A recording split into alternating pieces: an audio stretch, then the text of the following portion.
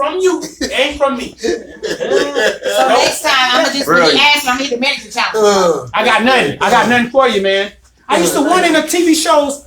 Sometimes when they say something to people, they just don't say nothing back. I be like, why they don't say nothing back? I ain't got nothing for you. And I was like, I get it, because there ain't nothing to be said, bro. Ain't nothing I can say. No, and anything you do say, it's gonna be like that. Like, it's gonna torment them forever. Yeah, that's like the fucking episode of Left me because my toes. Like, what? She gonna forever be insecure. She gonna have them chains. Bruh, all that. Anything I say is now you got new toes and I still can't say nothing. You can't say nothing. You can't be like, oh man, your teeth are just because look, bad. But it's Taylor, go bad. But Taylor, because this is the thing. Yeah, if somebody asking you that, man, if somebody asking you that, man, that's like a wild question to ask them. Especially for like an adult. Man. When somebody let you know, when somebody good on you and you ask and you like wanna know, like man, that's weird, man. Why you wanna know so bad? I thought I was doing the right thing. I was like, let me answer your question. No, baby, I think that is weird. No. If he asks you a question, that's a tough spot. You all right for giving him the answer. Mm-hmm. And I said it really nicely, guys. There's Tony delivery. You keep being in the hole. Tone was great because I said it like I was like, well, you want the honest answer? And I said Tone and delivery. Then he told me I was childish because when I mentioned, well, you have a girlfriend and you told her you leave her. He was like, so you think I would do the same for you? You childish. That's the young mindset. And I was like, you a front cook. Why you flip that? Why you brought his girlfriend anyway? That's childish. How dare I? She wasn't there. She just dropped him off. She is right. She was outside, Black. Hey, Black, she was outside. It was still warm in a private spot. Hey, you know what's funny though? Yeah, you know what's funny about this? Black is doing what Taylor be doing. Defending a nigga you don't even know. You don't even know him. You like, man, what are you doing? Man, don't try to save him. You don't want to be saved. I thought I was doing the right thing. What about your girlfriend? He said that tells me that should make you feel special, and you should know how much you mean to me that I would leave her for you, and our bond is just that strong. I was like, our bond. Straight up. Well, you read that game in the magazine. You should have said, "What color my eyes?" The sun was out. It was a little glare. He couldn't tell you. To the moon, baby. See, I don't even know how people say stuff like this out their mouth. Like, to me, you ain't even really here. To me, you ain't even really here. Like, if you just say something that weird out your mouth, man, I don't know where you at. But you know what's really messed up though? A dude like that, like the way he kind of threw himself at you, like man, you could have said whatever. Like you could have really took advantage of him. The way he was like open like that. Yeah. Like man, he was so vulnerable. They don't think of that Beyonce song. Why don't you love me? You never heard that song? They got a video and she like crying in it, and she like naming all these things about herself, but she's like, but you don't care. And the song is like, why don't you love me? Y'all never got cussed out by a girl like that? You saying she felt like it should have been her? Yeah, all the time. Hard down cussed out. A lot of times. David, ask that question again. Said you ever been cussed out by a girl who felt like it should have been her? Oh. Real. That's some yeah. Shit. Yeah. I done been told by a dude why he would have been better than the other one. Me. That little nigga. I saw him first. She told me. I saw him first. Well, so she should have been quicker than that. They be like, because the problem is all you did was seeing him. I went to go see him. I thought you wasn't looking for nothing. That wasn't even true. I thought you wasn't looking for nothing like that. She saw it first. But she You won. So I was supposed to come back. You should have invited me to a wedding out because I changed my mind on that. I was supposed to come back to you first. I don't think so. Well, girl, cuss not. So. Okay, gentlemen, we ready. We ready. Thanks for coming to our TED Talk. When anyone asks you why it's not them, don't tell them anything. She was so mad I was getting married. The bags. She was so mad. Because y'all over text. Let me scoop this up. Oh, Miss Lisa, can I get a bag for my goodies? Please and double What you get? I have this, and two things in the That car. was funny though. People be feeling some type of way. I want Like they had reservations have- to you. Two brownies This in the girl told car me was supposed to get married. and a cookie. Like you was supposed to marry me. No joke. But You was supposed to love me, Curtis. Hard down cussing me out and all that. You said you never hit me, Jody. For real. I was like, dang, you called me over here for this? That's what you said. Man, I got out the car. Yeah, man, she cussed me out so bad. Dang. The fantasy is over. You can't even imagine it no more. You took it. Oh, man. You stole the fantasy from her mind. With reality. Dang, bro. That was the boy. Well, you know what was crazy though? We never was nothing. You know what I'm Right. saying? Like at that time, she had a man, and I didn't have nobody at the time. Right. So I'm just hanging out over there, like, hey man. And she's already. And when she was with me, she acted like she didn't have no people or none of that. And then later she just be out with her people. I'd be like, oh, okay, this is what it is. What's that song that was? She writing a whole movie where you and her are the stars in it. Yeah. Yeah, she was mine. like, You don't Yeah, even that's all. you don't even know it. You the star. You the When lead we ever- male role in her. Man, you know what's crazy? We never even talked about being together, nonetheless getting married. She figured it was just gonna get there. She was gonna expedite the shipping. But this was like years later. For real, this is like years later. She just hit me up. But that's how women be though, bro. They see you about She's your like, I business, see they we're be like, getting married. oh, I don't understand what's going on. I was like, right? Damn. You good? Oh, shit. To me, When we talk about this? When was this discussed? When did I confirm it this? still hurts just as bad and it never Started happened. yelling and cussing. I don't know what I was like, oh, I got it. Tamia, what's Tamia? Jason, you the music. What's Tamia's song where she's singing about Say again? what almost happened that never happened, but it still hurt like it happened? Jason. I didn't know Tamia made a lot of songs like that. I don't remember. That's a good one. The stranger in We my need house. to. No, that happened. All right. You deal with my. That's a great song.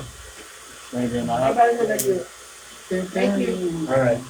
That's the only song I remember from Tamia. Missing you, right? Maybe she's gonna come missing you. There is a problem, that's not it. I can't think of the melody right now. Me either, but I know she did pretty much like it almost happened, but it had never happened, so but it still hurt like it happened. All right. It almost happened, but it happened. That sounds like some fucking psychopath shit. In my mind. Heather Headley. Yeah, that's what I That's some Heather Headley shit, man. Can you tell me That's a how fucking one sick song. Bro. miss what she never had? No. Almost. Is that the note? Oh, I know. I ain't even gonna try to sing it. I miss the times that we never had. What happened to us? We were almost there. Whoever said it's impossible to miss what you never had. Never Oh wow, almost that's had. weird, man. Y'all never heard that song? No, What, you shocked? Y'all listen to that It's an song? old song. Yep. It's a really good song. we're dudes. All right. Yeah, You be out there riding out like you. She got serious. I know what you're talking about It's a because really I good was song. there. I mean, not like on like that. It's just it's Tamia? the way she Tamia. It's When she tell the That's story, right, you wife, see right? it like yeah. You gotta know the song. I never been like put that to me on. Never. never. But when started Hey, at bro, put 4.5 that to and me Funny in. Store played. I just never said it in my life. She also sang the song "Officially Missing You." Yeah, that's Oh, the one see, we know yeah, because that was on the radio. We know that was on the radio. No, Nah, never. I've never heard that before. never. Okay. Where would I hear this? Yeah. Right, I'm not. I'm lying in the shed of this. Our mind don't even think like that. So you ain't never been never. It's a mission. What I never had. Yeah. Because you knew what it could be. You No. simulated told That's him. weird. No, that's you don't know how a man think at all. Like you think like that. That's why I go here. So the brotherhood, manhood, fatherhood, to hear how you think. And on that note, You're welcome. It's a good transition. good evening, ladies and gentlemen. I am Coach Baruti, and we are the men of the Brotherhood, Manhood, Fatherhood Conversation Series. And welcome to another edition of the Conversation Before the Conversation, where tonight our prime topic is, man, we're going to talk about the harder they fall. and what we think about it and symbolism, et cetera, et cetera, et cetera. But before we do that, we got to talk about some of this other stuff that's going on out there. Well, we'll do this. Let me do this first. I'm gonna switch something up here real quick. Big shout out to Shayla Danae. She put out a comment on Facebook, and it was getting some traction. And I felt like people weren't really addressing what she asked in a sincere way. So I mentioned to her that I would bring that comment, her question, to the table for us to kind of speak on it a little bit. And her question was, and I'm going to apologize because I'm going to paraphrase this. Her question was, why don't black men like to vent? Sound familiar, Jeremy? Or something like that? Could you respond to her? Was it sarcasm? Yes, it was. Yeah. Yes, it was. You say, why don't the men you like to? Right. the men you attract. But Mr. Gaslight. Mr. Gaslight, Yeah. that's good. So That's a t-shirt. So, is that a true statement? If it is a true statement, well, then why? Why do we have a problem then to our woman? Well, I know. I told a woman this year, but she weaponized my vulnerability. You know what I'm saying? Like she really took it and like used it to like hurt me with it. You know what I'm saying? And I was like, wow. You really did that. Like, wow, that's wild. Right. Like, you just really did weaponize my vulnerability. You know what I'm saying? And a lot of men have been through that. You know what I'm saying? A lot of men have been through that with women. It might start with your mama telling everybody your business about you being a kid in front of the family and they laughing at you. You know what I'm saying? Or whatever the case may be, you know? So you just learn to just not share it with them, you know, or share it with anybody for that matter. Even your homeboys might, you know, I've been cracking jokes with my homeboy. He make a joke, oh yeah, that time we was playing the game at your house and the lights got cut off. Right. I'm like, oh. You know what I'm saying? It's funny looking, but it wasn't funny at the time. Because that really happened. But you know, it was like, the man was like, I was getting him good, so he was like, I'm going to go into his personal situation, you know what I'm saying? To Get him where it hurts. Yeah. You know? Yeah. But, you know, so it's like, I don't know if y'all ever experienced that, but I have experienced that with a woman using something that she only could be made aware of because I let her that close to me, you know, and then like purposefully, maliciously, with malicious intent, using it to like break me down, you know what I'm saying? Fracture my psyche, you know what I'm saying? Like on purpose, and think that's just, oh, it was justified because of what you did or how you made me feel. So I ain't gonna meet you there. I'm gonna beat you there. I ain't gonna get even. I'm gonna Be better at yeah, you know what I'm saying. So it's like better at evil. some you gotta earn for me to keep it all the way real with you on certain levels because I can't, you know, I can't, you know, I don't know if I can. I don't know if I can trust evil. Yeah, like Nah, because that's it be evil. 100%. It be evil. Yeah, if it's malicious. yeah, because that's what event. What is event? Event. It's premeditated. Event like the actual apparatus of event is that it releases the negative to be recycled into something positive or to filter. So like people want you to vent to them, but they're not a healthy space for that to be recycled or for that to be made into something healthy. So like so you want me to vent because you want me to be vulnerable because it makes you at ease because you so vulnerable or you so open. You feel like if I'm vulnerable, then we even and we equal. And then but in the same instance, when you feel vulnerable, you're gonna regurgitate that same vent back to me so that I'm vulnerable so you feel even again or equal. Yeah, but when it gets violent, that's what Yeah, so I'm not going to vent to you so it can be a reservoir for you to regurgitate to me when you feel like you want to tear me as down. ammo. Yeah, or you want to even the playing field. Yeah, now you got. That's why your mama never hugged you. It's like I told you that in confidence when we were naked. Bro, oh you'll see it. You go online, they be like, oh yeah, when I met this dude. Sheila Danae. Okay, she got response. One of her first one was tough. What that means? Damn, I wonder why nobody missed you. Fuck what y'all just said. I don't. Exactly. Tough means y'all please? Yeah, Like, I mean, tough. Okay, that's her first one. The next one was nah, not at all. Yeah, all right. Deflective and dismissive. That's 2 of the D's. Yeah. You know what I'm saying? There's 4 of them, right? Yeah, 4 of them. Deflective, dismissive, delusional, and then denial. But why don't you vent to me? Because you tell me. That's why, man. So it's like you ask your own question. Just listen to yourself speak. Type me. Well, I'm sure She probably said it in the room. Yeah. She said to us. She typed that. No, there was this couple, right? There was this couple on my Facebook. I got rid of both of them. They were so messy. They went through this breakup. Then, so they went through this messy breakup. Well, he got caught doing something, basically. Basically, kind of like, it looks so, everything looks perfect. Right. Until it ain't. Right. Then you find out that she was carrying more of the financial load, and she's now that they broke up, she's online saying this stuff. Right. I was paying when you lost your job, you paying it out, paying the bills. She showing a picture, uploaded a picture of his foot because he had foot fungus or something, and was like, you don't even know how to take care of yourself, and all of this, and his drawers that were nasty drawers. You know what I'm saying? And I'm thinking, you making yourself look dumb. You took a picture of that. And This was your man that don't wipe his booty. Y'all was fucking. So now that y'all broke up, now you letting the world know that your boyfriend don't wipe all the time. You look like a goofy on this. You know what I'm saying? And why would you do that? Why do you think it's justifiable now? Oh, because you caught him deceiving you. So now you're like, that's okay now?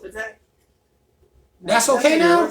No, that's not. Yeah, that ain't tit for tat. You caught him lying to you, so now you trying to publicly shame this man and expose him. Yeah, humiliation. You know what I'm saying? You want people to look at him in a negative light. Yeah, but you are shining a negative light on yourself.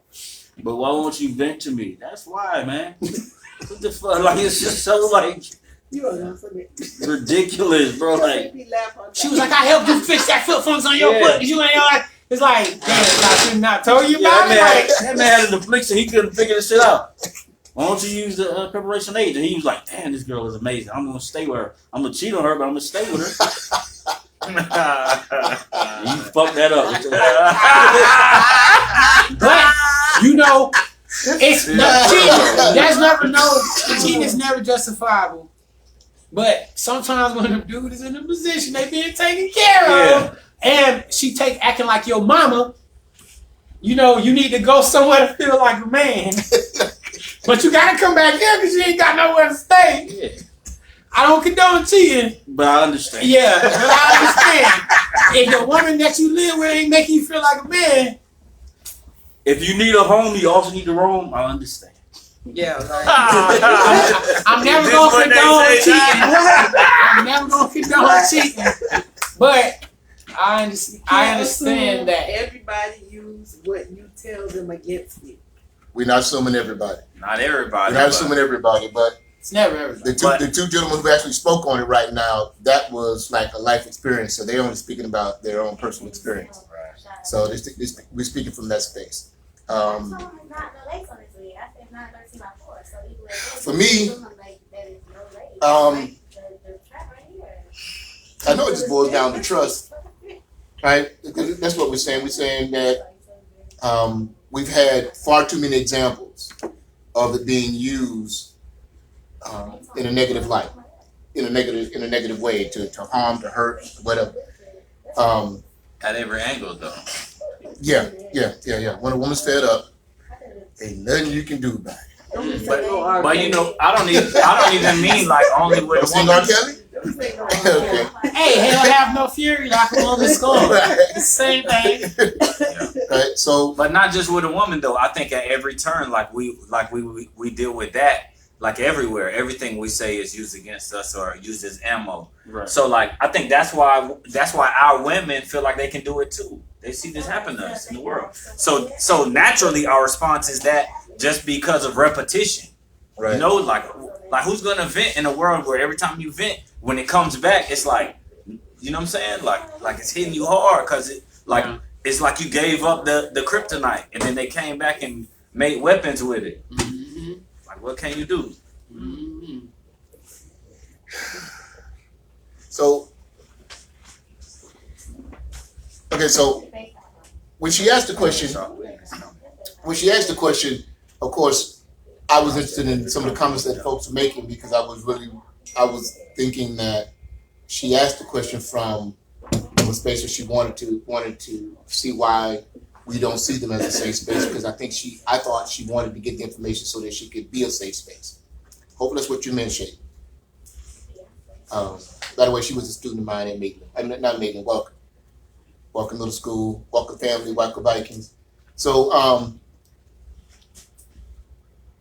so if we're going to, I want to try to speak to, now if I'm wrong, you can let me know.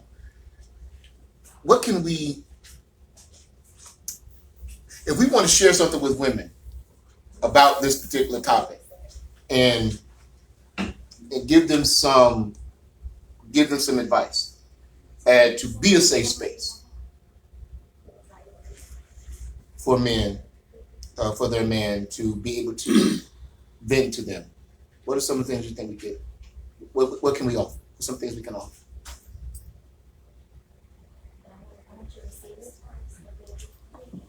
To build a safe space. Yeah, what was the question again? He said, what are some things we can do to build a safe space for men to vent? If we can, because the women would have to, because what we say is we don't trust them. I mean, that's the general consensus that men don't vent to their woman because they don't trust that they're going to be cared for when they do vent. So,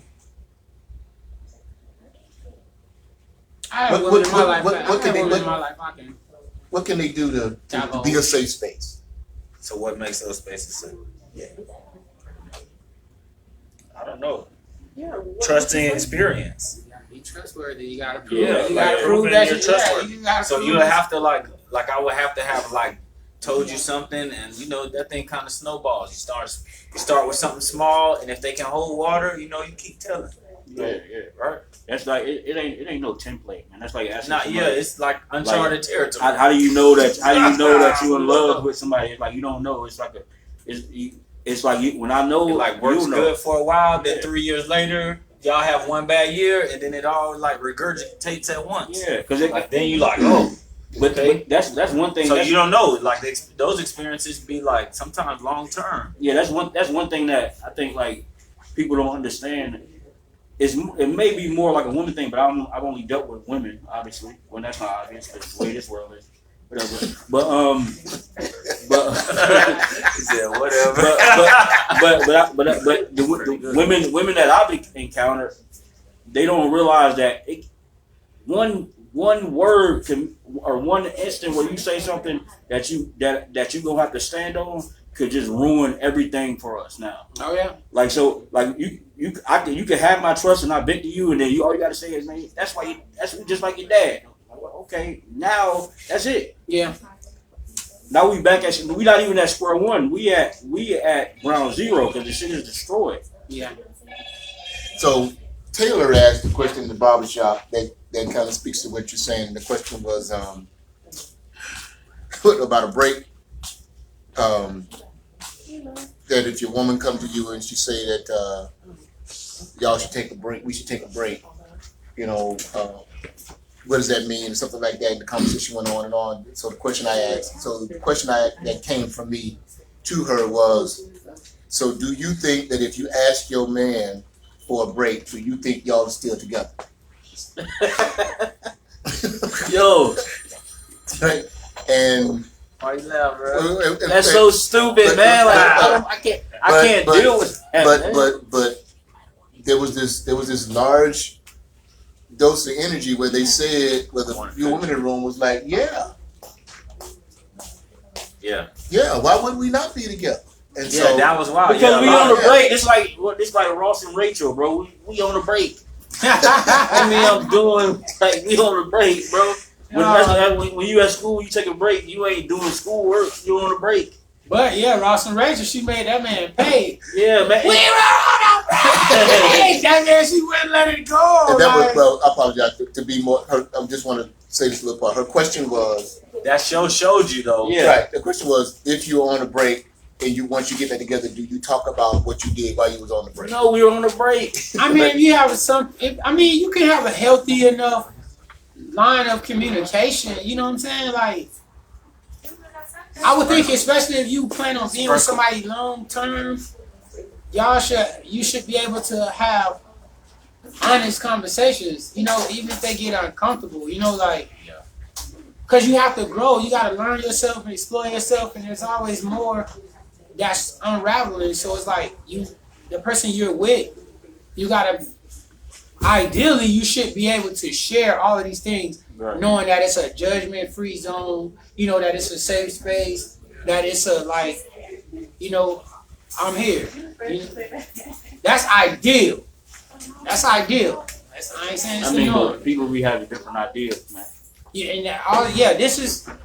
I really noticed, like, we're in a time now where a lot of people are starting to have these conversations. You know what I'm saying? Like, it used to just be like, I like you, you like me. Okay, let's like just date, and now we're together. And then it's like, wait a minute, you in the what? I'm not. No, I don't. But I don't. You nah. Break up. Yeah. You know what I'm saying? But now it's like, let's do this. Let's talk. Let's talk. Like, let's know. I want you to know who I am. I'm gonna let you know where I'm at with it right now, so you can be making the most conscious decision for you. You think we really talk? I know, I do, but I don't. On a Everybody- majority scale, I don't. A lot of people don't know how to communicate. Yeah, You know what I'm everybody ain't saying? talking. I'm learning. I'm still learning how to communicate. Right. So I can just see it all the time. You know, at work with different groups of friends that I have, it's not communication, active listening, critical thinking. We just weren't taught that. You know, it ain't that we dumb. It's just that that's not something that we were taught. We don't. Yeah. That's all. I like to say we've learned very well in this society how not to communicate. Yeah. It's not an open floor. I mean, depending on what kind of, neighborhood and upbringing you raised in, you don't have an open floor to say what's on your mind. No. Right. You know what I'm saying? That's like outrageous. You know what I'm saying? That's like outrageous. Right. Like you can get yelled at, smacked, grounded, whatever is the pick of the day, just for being like, this is how I feel about this. That's ridiculous. And so we dealing with generations of that being the norm, to where people are literally scared to say. You got people. Okay, say somebody is morbidly obese, right? And you got a bunch of people that don't want to say nothing. Ain't nobody trying to shame you or nothing. I'm actually could be worried about you because I love you, But it's like you just don't say nothing, Right.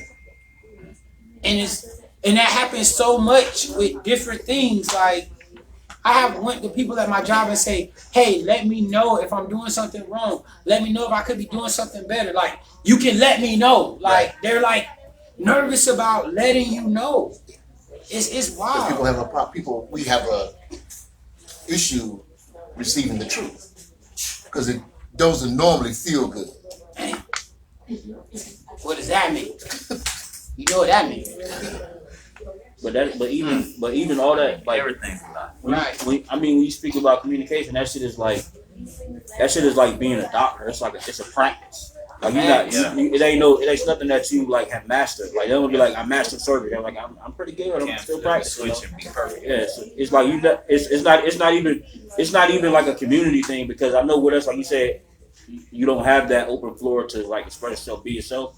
But to a certain extent, we all, whether it be race, creed, or color, or status in life, it's an issue of communication because there's emotions and human feelings involved. So you may be able to communicate, like you may be able to be like, yo, when you did this, it made me feel like this. And somewhere in somebody's mind that can make them feel like, because I told you how you made me feel in this moment. I didn't attack you. I'll even start by saying, hey, I know you didn't intend to do this, but this is how I felt. Yeah. And they'll still be like, turn up. You can see it. Yeah. So it's like all right.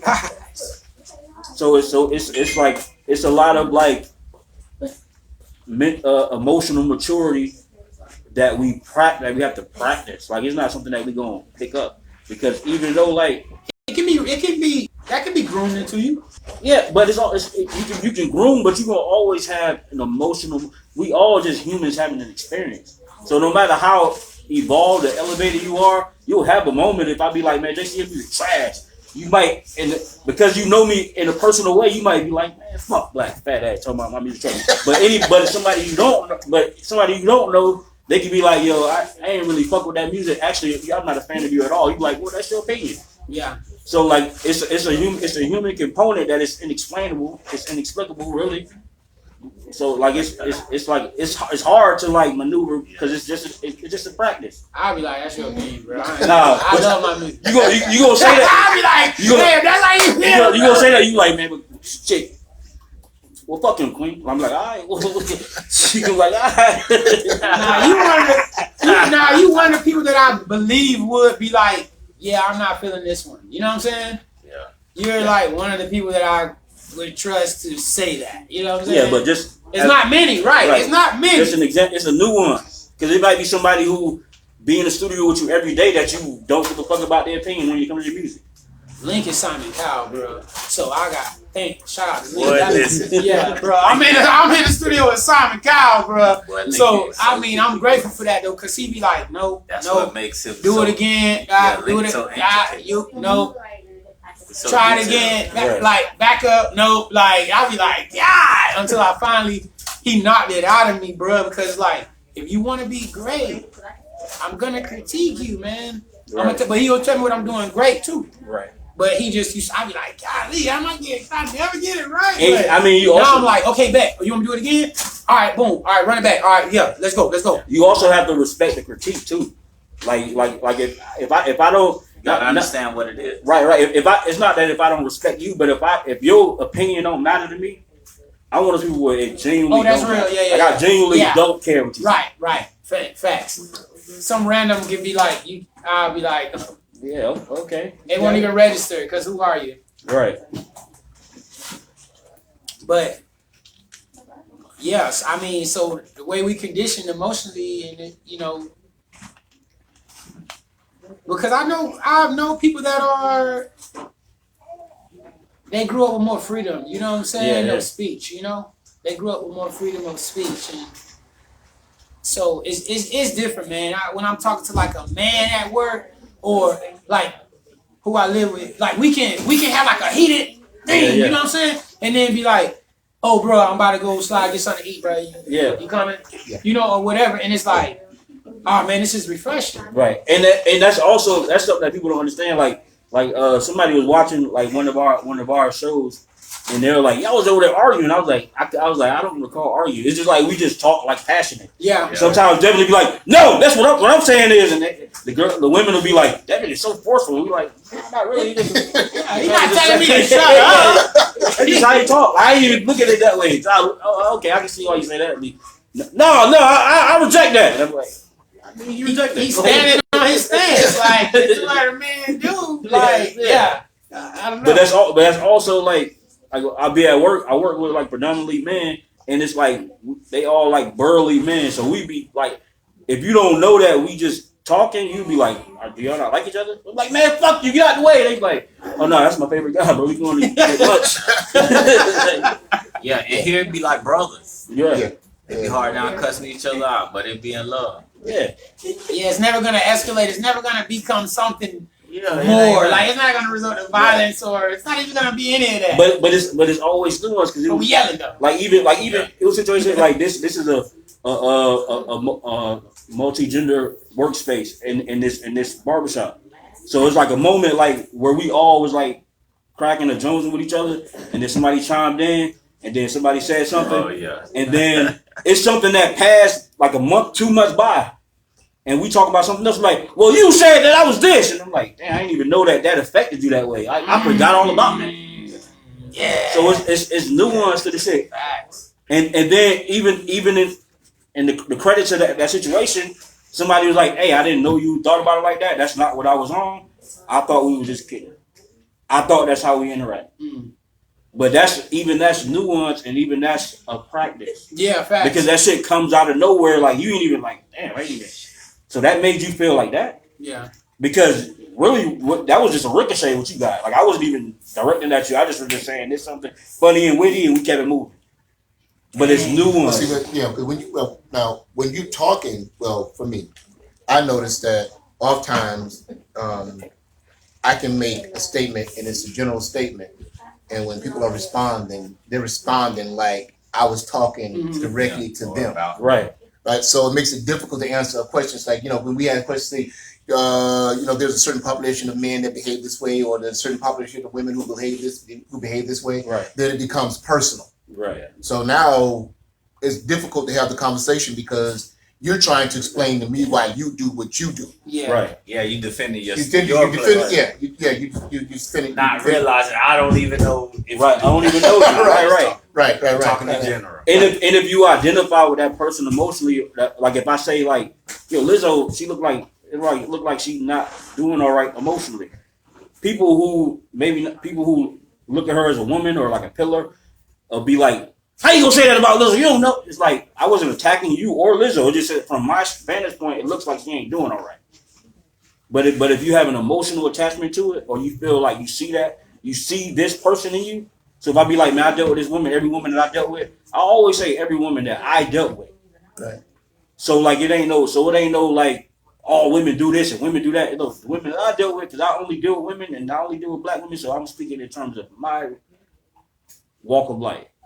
But if you feel like I'm attacking all women because you identify as a black woman, or you identify, if I say, well, when I meet a gay person, this happened, and you identify as a gay person, whatever you identify as, you feel like I'm attacking you. So then we can't have a conversation no more, because now the walls are up. We can't have no conversation. People don't want to see the bigger picture either.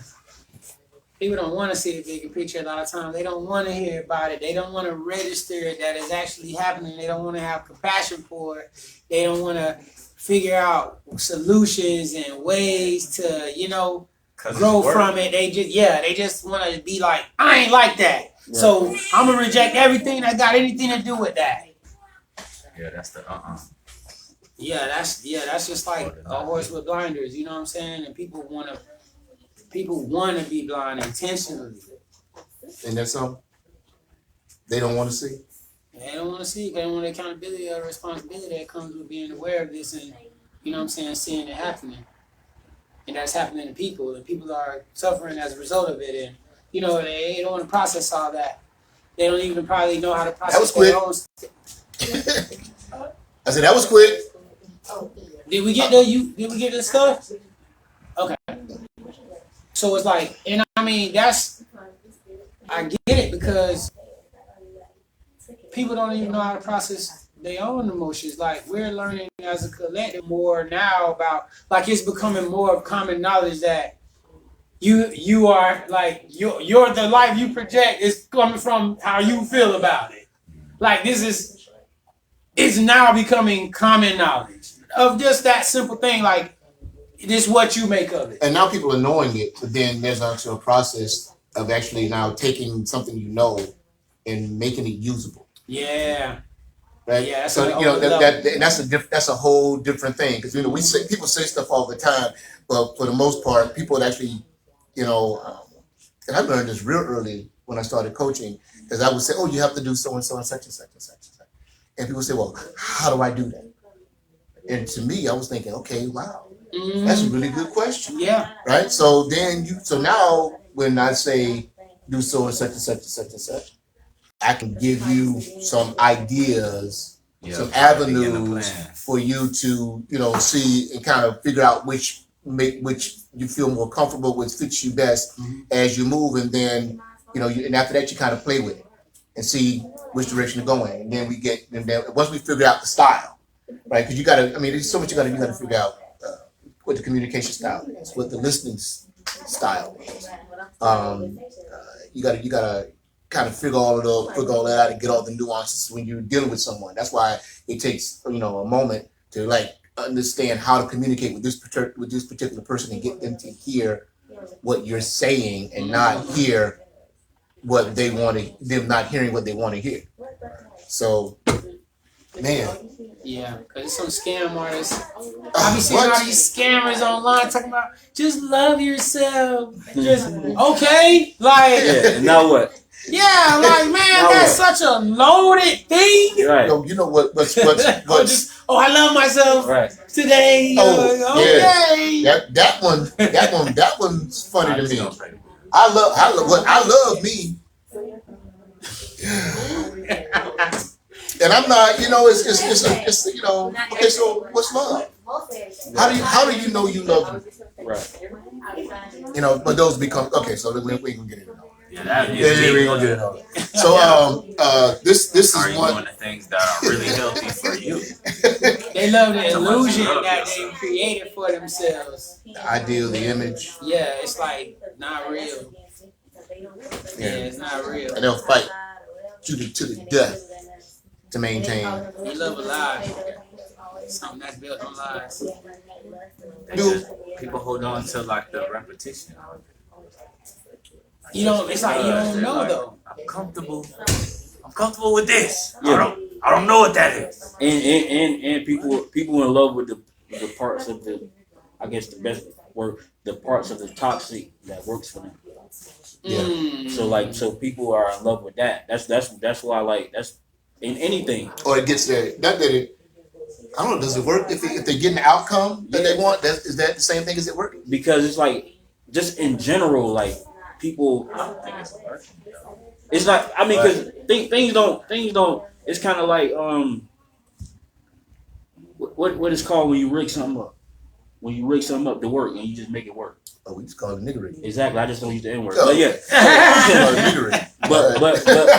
But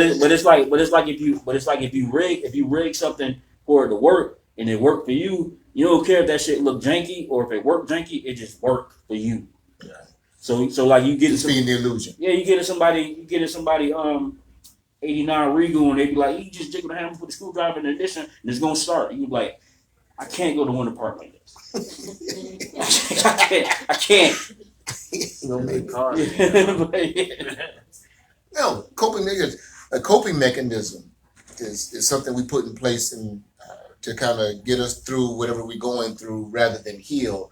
But coping mechanisms work. Yeah. That's why they're easier than it is to go through the process of healing. Right. It works.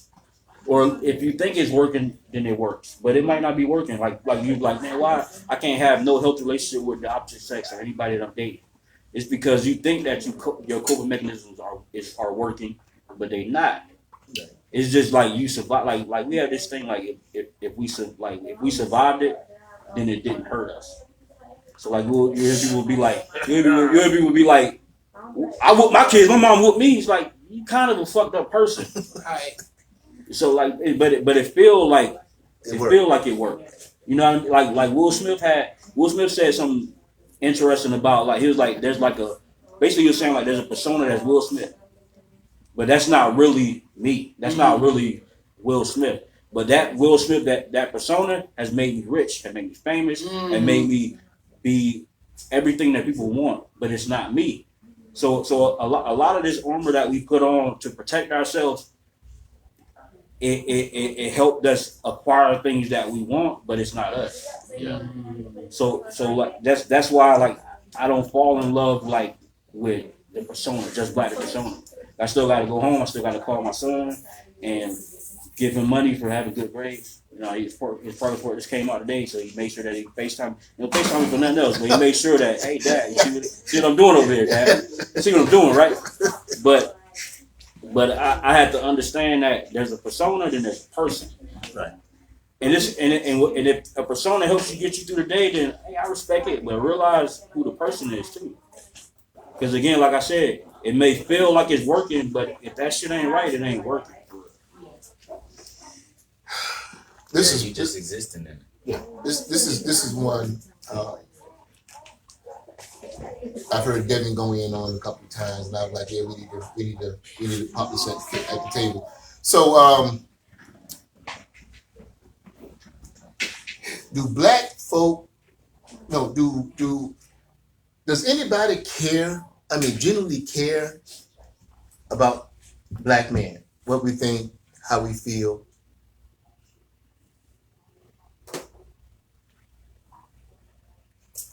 Yeah. Yeah, so. But like the societal standard, like do they like? Is anybody really trying to hear what You got to we say? feel? Yeah. You're not allowed to feel. You're not allowed to feel. Now I say this: it's a lot of sisters that they do care about us and care about what we go through and how we feel, but it's like it gets lost in translation. Give me an example.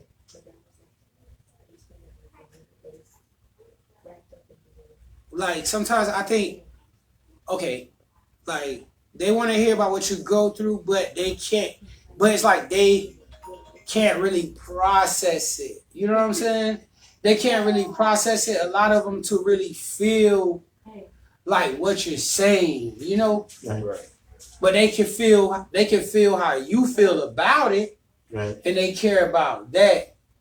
But it's like that next level when you can really have that compassion and empathy to like really get into like it, it takes a level of and awareness understand. and understanding. Cause then you know how to love somebody when you can do that.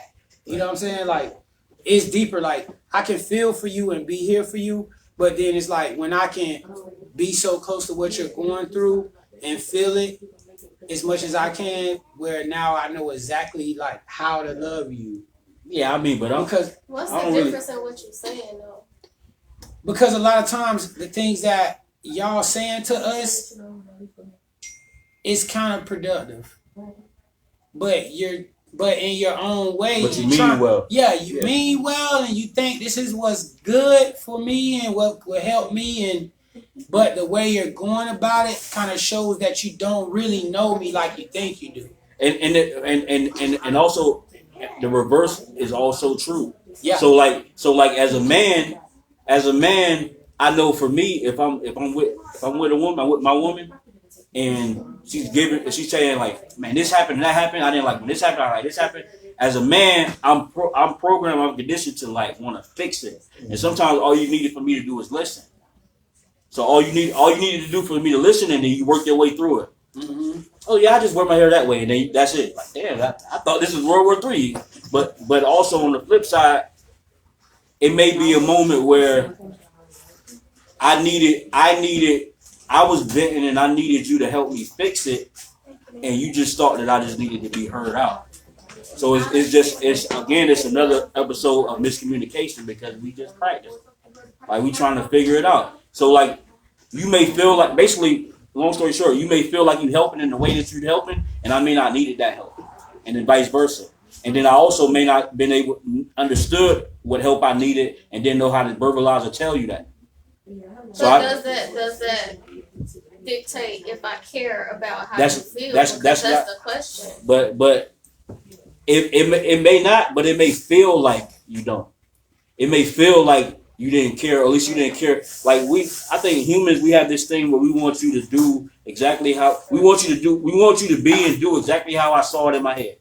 That's why I asked you what you meant and what's the difference in what you just said, because if you saying that she can feel how you feel, but not necessarily understand it to a certain level to give specific advice or advice that you may need, like, what do you need? Because if she cares, she cares. Okay, so like this, all right. Okay, so say there's a guy, he's dating a girl, he's trying to, and so she's trying to help him to get his situation better, right? So I've had like friends that's like more successful than me try to say like, oh, well, you can do this. Oh, you can do this. This pays this much. You can do this. This pays this much. You know what I'm saying? So they're women. They're trying to help. But they're not really trying to see me and who I am and what I'm good at and what I care about. They're just like throwing out things that make money. That way I can like make the money. So now I feel you trying to help me, but I feel totally that you don't see me. I feel You understand what I'm saying? Like, right. Or yeah, like he was saying, it's a woman venting to me, and now I'm just trying to pop out solutions. Right. And pop out solutions. And you like, no, I just wanted you to hear what I had to say. So you saying to really truly care about how you feel is to really like get to know you more deeply, so that if I am offering advice, it's advice specifically for you. Yeah. Right. Like say for instance, right, with most men, we're reading man-based books.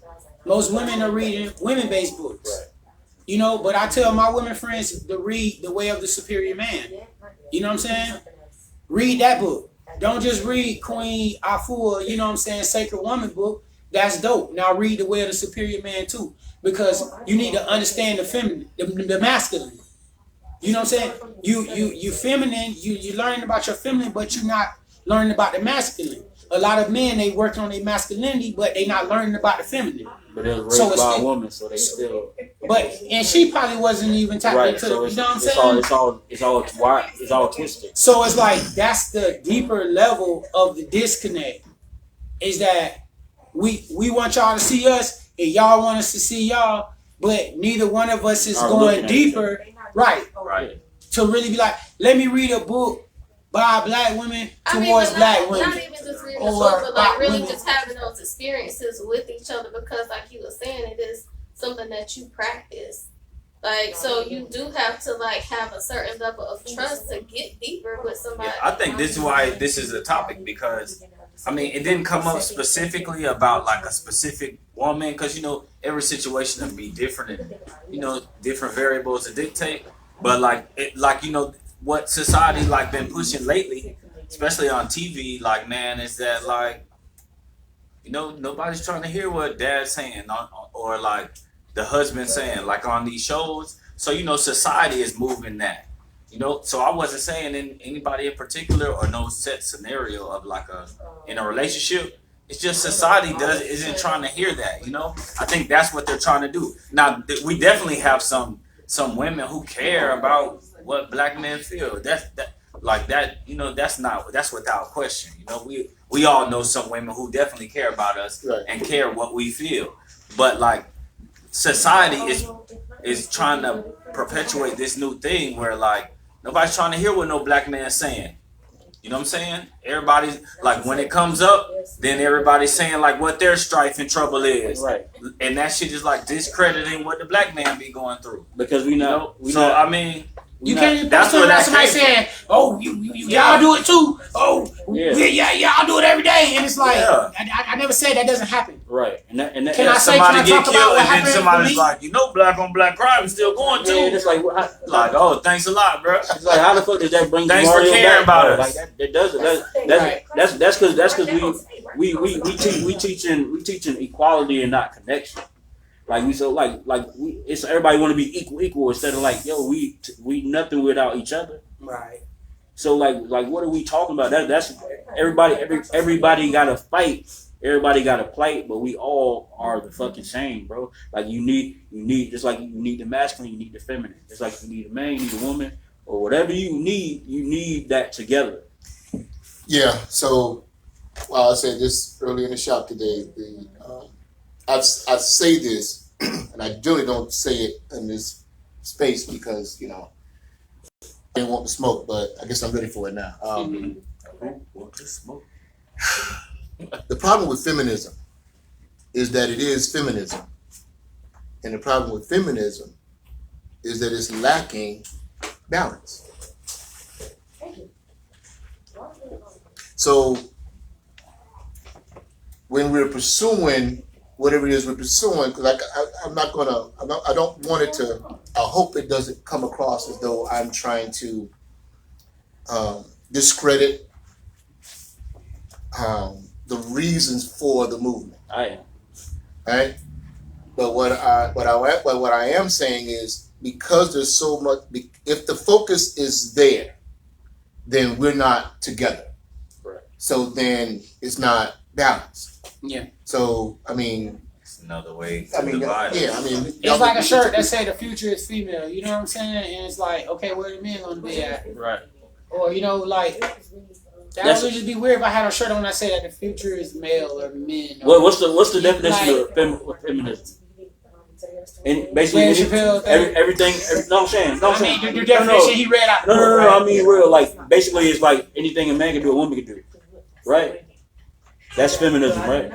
I don't know the textbook definition. I'm just saying. I'm with you. Is that the idea? Is that the idea? Yeah. So, the weird thing about feminism, especially in our society and in this culture, like, the women want to be feminists and they also want to be a damsel in distress at the same time, and that's the exact opposite thing. So anything a man can do, a woman can do, but also you have to pay all the bills, and I have to get an equal say, and you have to lead me to the perfect direction. You have to put me in my place. You have to do all these things because you the man, but I also can do what you can do. So can't you put your own self in your own fucking place? Because you can do everything a man can do, right? Mm. So that's like a weird fucking duality that don't mix and don't match. So we teaching each other leverage and not balance. Mm. Who got fucking leverage? Who got this? Who got that? You should do this. You should do that. You should, even though we make the same amount of money or I make more money than you, you got to pay all the bills. But we also partners. I've never been in no partnership. You go into business and have a partner with somebody, and you say, "Hey, you gonna put all the money in, you gonna put all the sweat equity in, but I'm gonna have a say in this shit." That's stupid. I have a close friend, dear friend of mine, and she's feminist. That's by her own right. So the stuff that she names off to me is real about. She's telling me about wage things. I'm hearing from women that I know personally about what's going on with them in the workplace and things like that. And it's like a real thing. But your war is not against men. Right. I never did anything. I didn't do anything that you. Nobody at this table have power over some company to decide that you get paid less or not acknowledged or anything. So it's like, it's such of a blanket thing. You're beefing with me, but now that you adopting this because these things they become religious. But that same doctrine that pays you less created feminism, so that they can have both of you work. True. That's what feminism is. Hey, y'all came back from the war, but we don't want women to go home. We just want both of y'all to work. So y'all equal. Keep everybody in a row. Except you can't lift what he can lift, and you can't work as long, and then if you get pregnant, you got to be out of work. So we're going to pay you a little less. But y'all equal. That's feminism. What? I just know I've never been in position to make sure nobody get paid less or disrespect. That's not our fight. We underpaid. Any of that. Well, I don't know the definition of feminism. I thought, or I believe it to be, I mean, we can just look it up, but I was under the assumption that it was any person who's for the fair treatment, the fair treatment of women. Yeah. The fair treatment of women. The fair treatment, the fair, That's what it's defined as. Because equal ain't right. This equal is the problem, right? What now? What? Say it again. Anybody for the fair treatment of women, right? Fair treatment. Anyone. Anyone. Male or man or anybody woman. can be a feminist. You can be a male feminist as long as you're for right. the fair treatment of women. But that's what. Fair. Fair. That's a good question. Yeah. What does that mean? So I think I like fair better than equal, right? Because we can't do the same things that each other can do on certain levels. So fair is like equity, right? Yeah, but you fair is like opportunity. But you can't quantify fair when it comes to man and women. That's why they use those little key trigger words. Yeah, it's gray area. Like because I can't carry a child. I can't birth a child. I can't do a lot of things that women can do, and there's a lot of things that women can't do that men can't do. You can't quantify fair. That's the whole trick. That's the whole gas that they give you. Cause I don't see any feminists going down applying at the roof and applying to be a roofer. And that's like comedian Bill Burr say like. I'm sure they are some, but I feel. I never seen it. I'm talking about what I've seen in my life. Right. I see a bunch of people on the roof. That's men. But here's a better one. Comedian Bill Burr said like say like there's a hostage situation. The women and children go first. Yeah. Bitch, why can't I go first? We equal. Why can't I go first? So we want to be equal till we don't want to be equal. Right. You want equality a la carte. Yeah. We equal to trying to take out that trash and pump gas. Yeah. No. Then I'm a man. Hey, you want to pay half this rent? No, I'm good. You got it. I won't see that plan. I'm all for people being treated fairly and with respect. You know, I know women go through a lot of stuff. I got personal experiences of my friends just being treated unfairly just because, like, where I work at, it's not one black woman that works there. You know, I ain't gonna say it, but it's a huge company. Right. But it's not one black woman that works there. Well, where I work is black women that work there, Spanish women that work there. We get paid the exact same. They do less work. Just to keep it a bean with you. Feminism. No trouble. You see how he wrote it Hey, how you say it? Period. And it's like, and now it's just, it's so many levels to it that it's like, you can never, I ain't gonna say what you can never do, but it's damn near impossible to sit down and have a conversation because there's so many levels to it. Right. Cause you got the feminists that like hate men. Then you got, like our friend, she don't hate us. Yeah. but she got like a. Does she or does she not? Come on, man. Y'all gotta stop, bro. She don't hate us. I say something she don't like, and you will no longer be her friend. Huh? Say something she don't like, and you will no longer be her friend. Oh nah, bro. I be what? I say things she don't like all the time. And she don't like you. That's what I'm here for. She don't like you, bro. I'm telling you, bro. You know what I'm saying? We be going directly opposed in opinions. You know what I'm saying about certain things. I make good points. She goes quiet. Yeah, because so that's she don't refute it. She just go quiet on me. Then that's not honest. That's not honest, and that's not friendship, man. Like that's not like. That's where she at. I mean, that's my friend. You know what I'm saying? That shit is designed to not make sense, so that we argue about it. It doesn't make sense. That shit derives from when men return to the workforce and they wanted to keep women working. That's what feminism comes from. If you go back to where it rooted from, that's where it roots from. It's not rooted in equality. It's not rooted in equal rights. It's rooted in us fighting each other so that we can so the powers that be profit. I got a question. Right, though. but you can't use that to rule out somebody's lived experience. No, I got a question. That's why I say it's damn near impossible. That's why they work. They make it connect to your identity. Right. Hey, you're a woman. If you could, everybody want to have an identity or something to identify or something to fight for. So if they find something that you identify with, they're gonna root or they're gonna attach a cause or a plight to it, and you're gonna fight for it. So if I disagree with what you're saying, you're gonna say you hate all women. Yeah. Wait a minute. I was just saying that doesn't make any sense. Yeah. I actually love women. Yeah. To a fault. Because or else I wouldn't be arguing with you about this stupid shit. But I got a question about whose fight was it? That's the bar. Like, I mean, when it started, like, if you get back to the origin, like, was it black women? No. Yeah, so how did we get in this? How did we get into this? A black woman stood up and say, "Hey man, what about black women?" No, this is about these women, bro. Just chill. This is documented shit. Facts. Yes, I saw that. Documented shit. I saw that. But you don't know history. You just know somebody regurgitated these thoughts and these ideas. And so now I'm a feminist. Ain't I a woman? Feminists don't even want you motherfuckers in there, man. Ain't I a woman?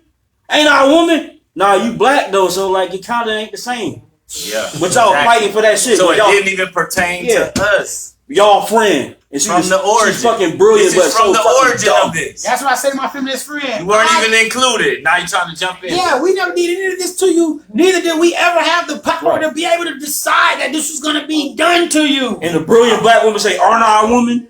We've always, well, I'm just always. Let me say, in this country, right? Coming out of the slave experience, that time period, coming out of that time period. We have struggled together.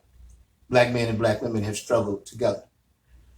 Somewhere in there, I want to say late 60s, 70s, the system worked well to get us to not work together. Right? The system worked well to not keep, project housing on it. It began to work to separate us. And then it became, now we're looking at, yeah, absolutely. We're talking about a matter of survival now. So we're not, it's like the question, I want to say it was Jeff Brown who posed the question is how do we love each other on the plantation when we had nothing, for the most part, not even each other. And then in this day and time, we have all this opportunity, all this access, and we can't love each other. So, it's a real question, and it's one that we, as often as possible, I pose it to people because I think we gotta think about that. We gotta explore that. We gotta examine that. We gotta challenge ourselves, right, to even consider. Yeah, it's irony. I don't know if that's the correct word, but it's because it's like survival mode, right? Right. Survival mode, like, basically is the catalyst for most of this behavior. When it's like the direct solution for that is to unite. Right. But we use survival mode to be on guard and put walls up. But that's why they and it's divide, like you're literally stopping the thing that stops that from happening. That's why they divide. They use a lot of things like feminism and all this. That's the divide. Feminism, racism. All these things are patriarchy. It exists because you created it, and so now you spoke it. You created that. You created a divide. Yeah, and they're masterful at creating it because we got one now about the jab. But that's like, in the household, right? People at war in their homes about their health. Well, I ain't gonna say nothing about that because they be shutting you down for that. Somebody told me their family said if you don't get it, you can't come get no food. Because that's what's on the commercials. They say if you want to attend your family reunion, then do this. So it's like programming. What? You can't get no. What did you say? Food. You can't come over and get food. Thanksgiving. Yeah, if you don't get it, you can't. Don't even pull up and get a plate on the. Don't even. Can you put a plate on the trunk? And I'm a ride by. No, if you don't get it, you ain't welcome. To our own family member. Okay. It's cold. Yeah, they separating us. Yeah, it's cold. All the way. Just put me a plate out there on the curb. I'm gonna just ride by and pick it up. It's gonna be a rolling stop. No, man, it's amazing what the. Yeah. Let's run through some of these things that have been going on in the media. This happened like last conversation, and I thought we would just stick with it. I'm just going to say with the damn segment. Let's start off with our girl Jada Pinkett. Damn Jada, is it damn Jada or is it damn Jada? Shout out to Jada. Jada real, man. I fuck with Jada. Lord Evan. And I'm just what? Okay, so I looked The truth at the footage. She can tell one lie. And I didn't see anything that she said that I would interpret as disparaging against her husband. She actually bigged up her husband. I thought so too. Yeah, so like that's to me it was designed for you to click, for you to be like, damn Jada, but like she didn't say it, like they took a headline. I think that was that's how they got everybody to watch. But the headline, because the headline everybody was like, what didn't match so what had to go see. What she said. Yeah, it was brilliant. Yeah, I mean that's smart. Because what she said and what she said was appropriate for. Not she was speaking from a woman's point of view, so I say it's appropriate for women to hear, but it's also appropriate for men to hear. Because what she said is like, first of all, don't expect your partner to just know. No matter how long y'all been together, no matter how much y'all love each other, don't expect your partner to just know what you feel, how you like it, how you want it, and that's very true. Yeah, because I didn't think that's what I heard. I didn't hear her saying anything. Like I said, I didn't hear her saying anything bad about him. I heard her saying that she was wrong in thinking the way she was thinking at that time in her life. This is what I need to in terms of what she thought he was supposed to do, and now she knows better. That's kind of, or she knows different. Right. That's what I heard. So, okay. Like you said, it's like you said with the truth.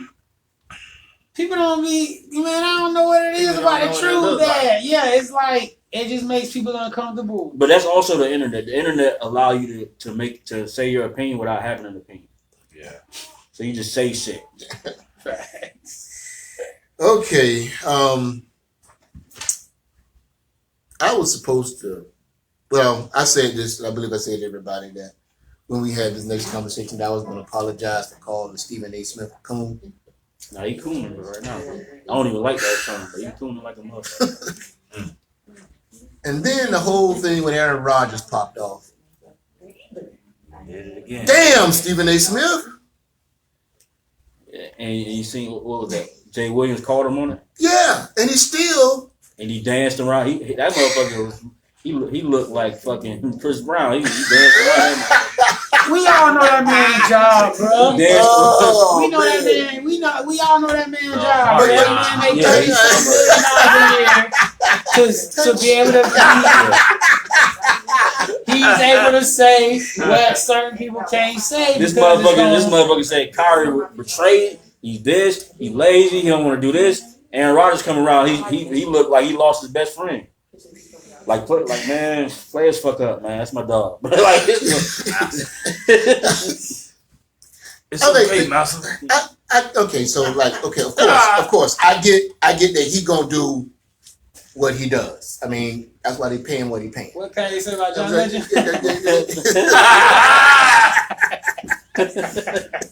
Y'all know John Legend gonna do whatever the people tell him to do.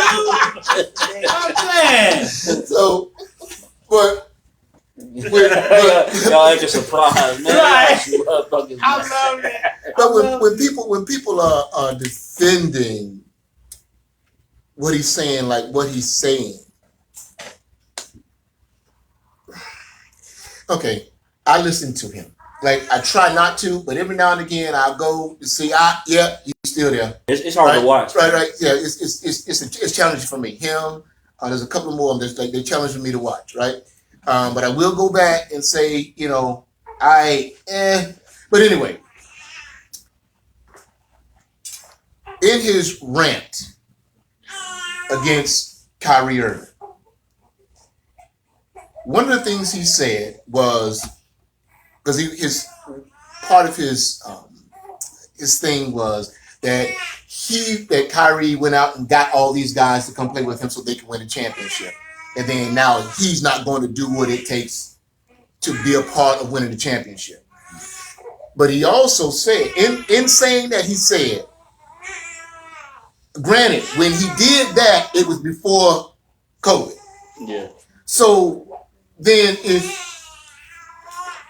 he did that and it was before this, why are you mad at him for making a decision now that this is in existence?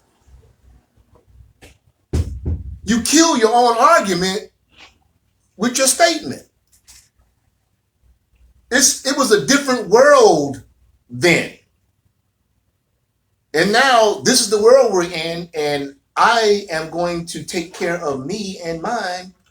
And how dare you? I don't know, man.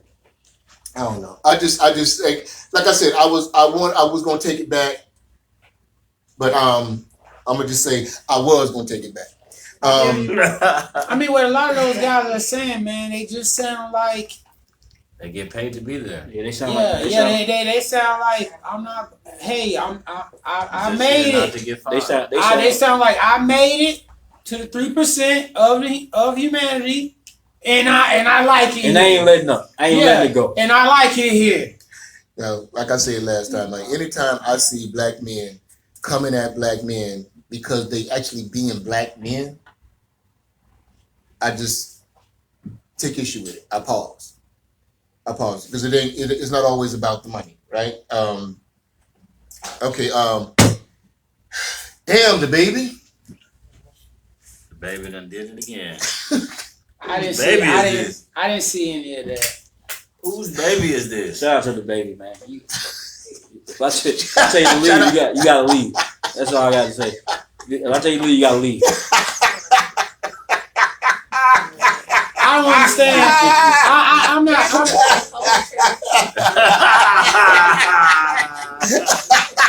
She didn't like that.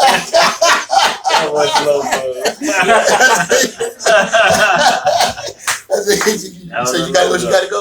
You gotta go.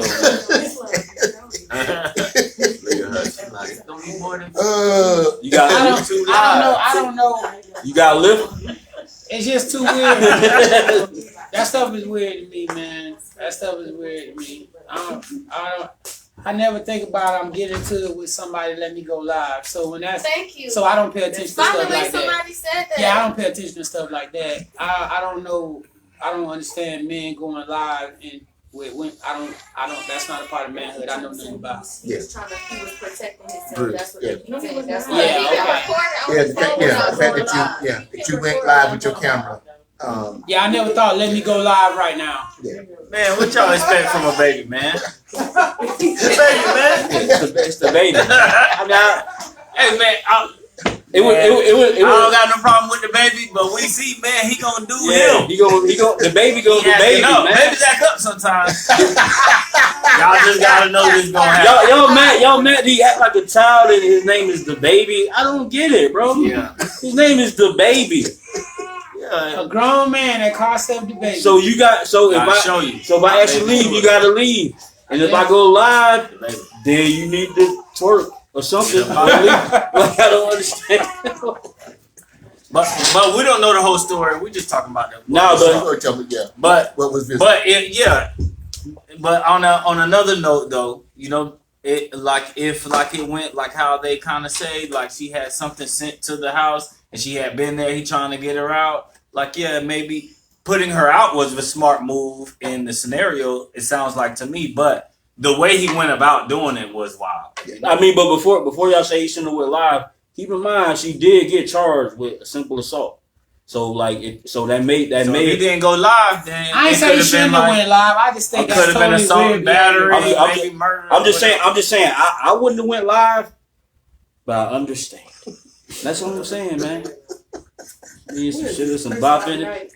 Hey, one thing I know about the baby is that he can act. The baby going to baby, man. And that's I'm saying, watch these people videos, man. These people can act, man. I don't buy into that stuff, man. These people are not just musical artists; they're actors, they're entertainers. I don't know if it's real or not, and I ain't trying to figure it out, man. That stuff I'm above that. Yeah, it doesn't really pertain to us. I don't care nothing. I don't care nothing about what this celebrity got going on with. What the hell? Why do we care? Why do we care about what these people do? It's fun, man. Because on some level, it's happening every day. Right. A lot of people in their relationships, like a lot of people go through. Nah, we worshiping these people, man. Let's keep it real. We've been taught to worship these people like they're gods or something. We talk about their lives more than we talk about our own, and it's weird, and it's weird, and it's weird. Something off.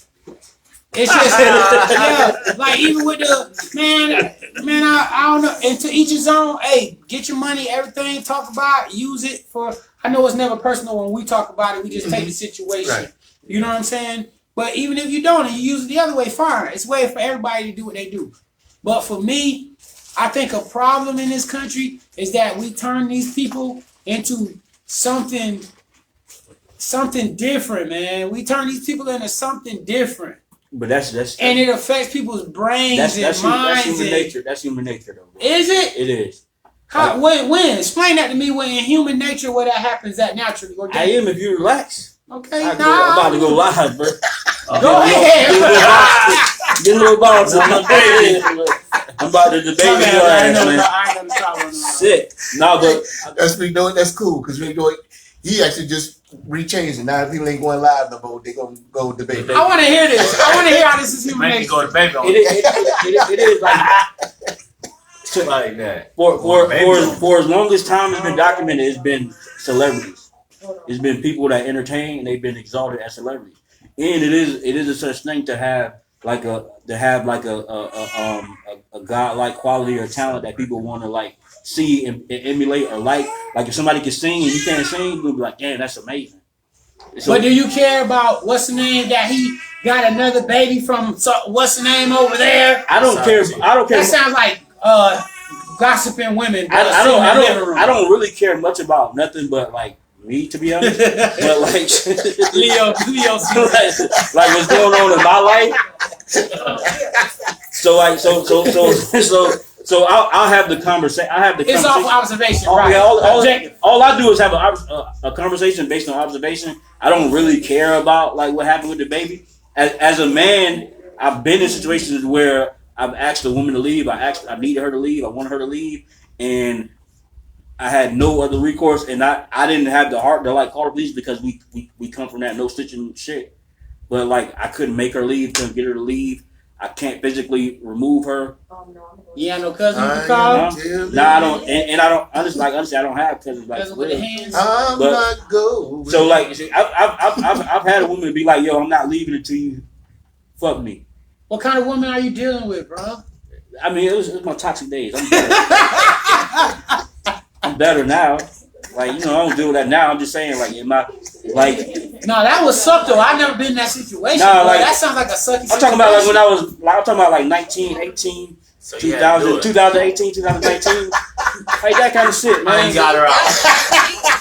Yeah. You ain't grab her and put her out? You ain't grab her and put her out? You get her out. I fucked her, but that's not the here there. Not the here nor there. D. I ain't gotta do anything. That's not the point I was making at all. That's not the point I was making at all, D. Damn, I've never been in that situation. That's tough though. If I tell you gotta go, you gotta go. Oh, then you. I mean, it's funny, but this is a true think story. women got that power. Bro.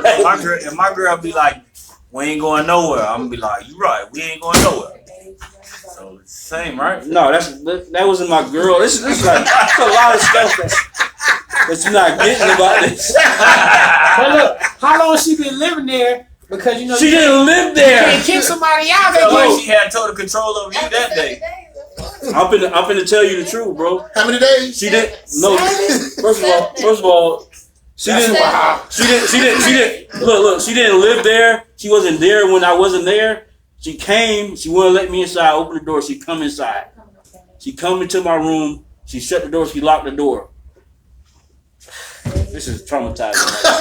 Call the police, bro. Like that. Like, I swear to God, this is not a lie. It's not a Get joke. the vent and get this out, bro. Get It it sound out, like you bro. were violated. Get it out, bro. Get it out, bro. The moral of the story is like it is opportunities where a woman won't leave. You have no other recourse but to fuck him and call the police. And I respect the baby for being strong than me. Let's move on. Shout out to the baby. Stronger than Black. Oh, ooh, yeah, okay. Black trying to And keep they probably baby on. they probably laughing right now over a drink or something, bro. Shayla said, boy, please. Some of these celebrities, they just know how to Tough. create a controversy. Yeah. They just know how to every Stir now up the and then. mess. The baby, his whole career is all about controversy. No, but that shit was an acting because that lady didn't have no mascara on. that brings up- She looked rough. You don't act like that. But She that's the would've been whole all idea. done up. That's the whole idea of being the shit, though. Well, I right? wasn't saying they act, and I'm just saying I treat it all like that, bro. So I don't even like Yeah, pay Yeah, you attention didn't to think it. about it. I just. But that's the whole idea of it, right? Like you want to be the shit, right? But you know when shit hit the ground, man, it's hot shit, you know, and it stink, and it's everybody can smell it. But then after a while, it starts getting callous and hard, it get crusted up. So you know somebody got to stir it up for it to stink again. Yeah. I'm The like, dog where gotta is stir this up the man. I'm like, hold on, where's this going? Yeah, man. So that's how if you're gonna be the shit, you gotta be stirred up hot Stinking shit. One thing about the babies, You gotta stir it up to baby get gon' it shit. funky A again. baby gon' shit. Baby gon' shit. A baby gon' shit. Okay. For real. So you gotta stir it up, man, to generate that buzz again, man. I think that's what those videos be about, though. Sometimes to stay relevant or help stay relevant. But sometimes, man, a woman won't leave, bro. And I got proof. Like my door handle in my car is broken right now, and I don't want to tell you how that happened. But sometimes a woman won't leave. Just leave it at that. I'm starting to believe that story. What kind of women you dealing with, Are bro? you the international sex? I needed some shit What with some kind of bop women in you it. dealing with, bro? You gotta We gotta get baby you on on. the couch, man. I'm going We baby got a on new baby. rapper coming out. I'm Black going baby. baby on baby. The black baby. Shout out to the baby, man. Sometimes you gotta go live on you. Okay. All right, we're gonna move on to Zoe Williams. Damn, Zoe. What's on it? What's up, dude? This book. Oh. That was good. This book, The Shrouded Lighthouse. Go get it. ShroudedLighthouse.com. I'm a reader. Right? And okay, so real quick. I started writing a book some time ago about relationships. And Zoe, this is his fourth book he's put out. But it's the third that I bought. I think the Rebirth of the Seas was his first, but I didn't get that one because I think it was already out of print by the time I knew it existed. So I bought the other books because I wanted to support him, but I didn't read them. And I didn't read them because I didn't want to take the chance that, because sometimes it seems like we'd be on like the same wavelength, so I didn't want to take the chance that reading something would like, something that he did would go into the book. I wanted what goes into my book to be mine, to be me, right? So, but he asked me to read it and he asked me to review it. And I was like, no problem, I'll read it. We'll review it and we'll talk about it a little bit on our platform. So I'm going to buy everybody at the table a copy of this book. I got child support. This You got child support? child support. He got child Yeah, I support. can't be buying stuff. So For yourself. okay, so I want to read a quick passage out of this book. I'm on page 104, Finding Unconditional Love, because we talk about unconditional love a lot, right? So real quick, most people don't understand unconditional love because they are more attached to their standards, fear, expectations, and desired outcomes than they are to their partners. In unconditional love, there are no conditions, barriers, principles, or standards. This is why leading relationship scientists say the healthier that a relationship has, and no, I apologize. This is why leading relationship scientists say that the healthier relationships have the most pliable and flexible beliefs. The only reason we don't open our hearts and minds to other people is that they trigger confusion in us that we don't feel brave enough or sane enough to deal with. To the degree that we look clearly and compassionately at ourselves, we feel confident and fearless about looking into someone else's eyes. That is a quote by Pima Cadrone. Most people are rigidly entangled in their requirement of people to fit into their ideological boxes, which causes relationship obsolescence or eventual failure, which prohibits growth. Most people don't understand that, though. Most people don't understand that. They want to believe what they want to believe, and they'd rather sleep along with their standards, principles, and beliefs than adjust their thinking to accommodate the very reason why they attached their previous partner into their life.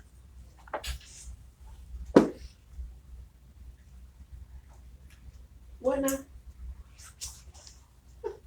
We would rather sleep alone with our beliefs rather than do the work that the person that come into your life come with a lesson for you.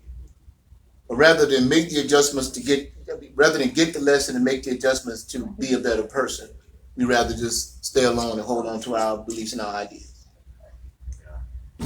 Yeah. We're in agreement with that based upon our own experiences. Yeah, that's definitely true. You try to get somebody to understand that their belief is actually a belief.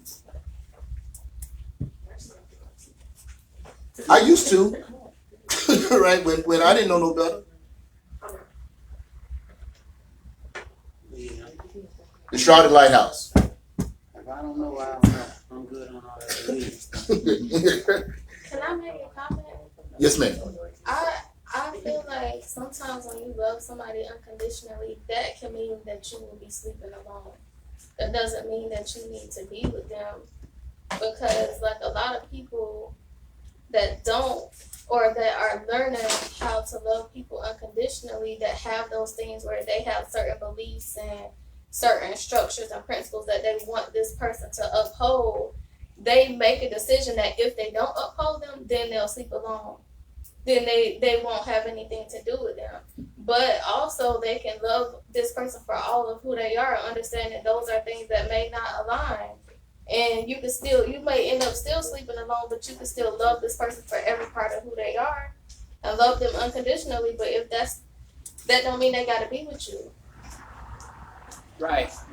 But this particular scenario they're saying about where a person just isn't willing to see the reality of what's going on. You know, they rather hold on to this thing that they created than to actually be present with what's really going Right. on. The idea of what the perfect mate is for you, which I think we all like crafted some weird idea in our head at some point of what the perfect mate is, or this is what the perfect. Like you'll hear somebody be like, he just ain't understand his potential like I did. It's like, nah, that's where he was at is where he wanted to be, and or in general. So like it's just the idea that you created in your head, and the person that's in front of you don't match. Then you decided that he's not the one. When he might be the one, but you just in love with a fantasy or something that you created that may not be obtainable, may not be feasible, or it just may be like selfish to you. That's like when people get upset with like Kevin Samuels when he says, "Okay, what do you want in a man?" and they create this perfect man, 6'5", 10-inch dick, 800 credit score, no children, older than 30, but not younger than 29. That's what I want. And he goes, "Well, what do you offer?" "Well, I'm a great woman. Well, can you cook?" "Well, I mean, we can order out." "Well, you want him to have no children? Do you have children?" "Yeah, I got 3 children." "Okay, so why would he want you?" "Because he should want what I bring to the table." "What, extra mouths?" You don't want to have like an honest discussion on the person that you created and then what that would mean for you to be. What you would have to be to obtain that person that you created. Right. So that text is saying that instead of you being realistic with yourself, you rather sleep alone. But how does that relate to unconditional? That's just how he worded it, but that's what he's saying. Unconditional. Okay, so, and this is a debate that we have regularly at the conversation, right? Because I think Jason was of the mindset. I don't know if he still is, but Jason at one point was at the mindset that I can love you unconditionally and not be with you. I'm saying that's not. I'm saying if you are not going to be with me, then you're not loving me unconditionally. You're loving me with conditions. Right, that's a condition. Because because you're leaving me because the conditions have been violated. Yeah, I got boundaries. Right. As a self-respect and love and unconditional. I don't love you. Right, but unconditional love has no boundaries. Maybe that's not a boundary. No, listen. Okay. I Somebody in my family that I dearly love, they have a drinking problem. You know, and they get belligerent and they talk, aggressive and all of this.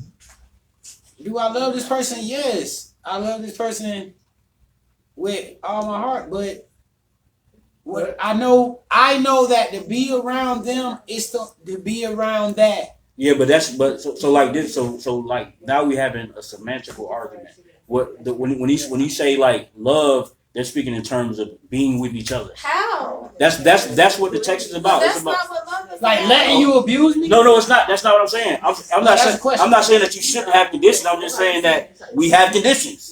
It's not saying that you shouldn't have one way it. or another. It's not saying what you should do. Yeah, It's just saying what is. We're saying it is conditional love. Yeah, we're not Yeah, saying it is. we It just is. basically saying if you do this, then I can't be with you, and that's fine. But that doesn't mean that I don't love you. That's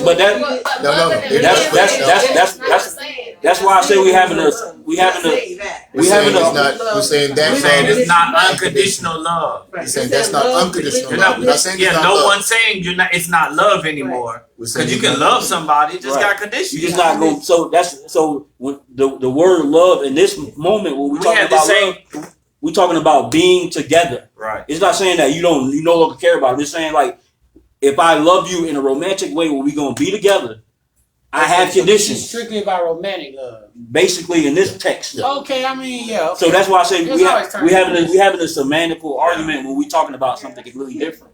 That's the miscon. Of course, there's a lot of people we love that we ain't never gonna be around. Yeah. Of course, but as far as us But being it's still together, that is still a condition. Yeah, so we're not saying it's not love But anymore. what is the Just condition? condition. What's the condition?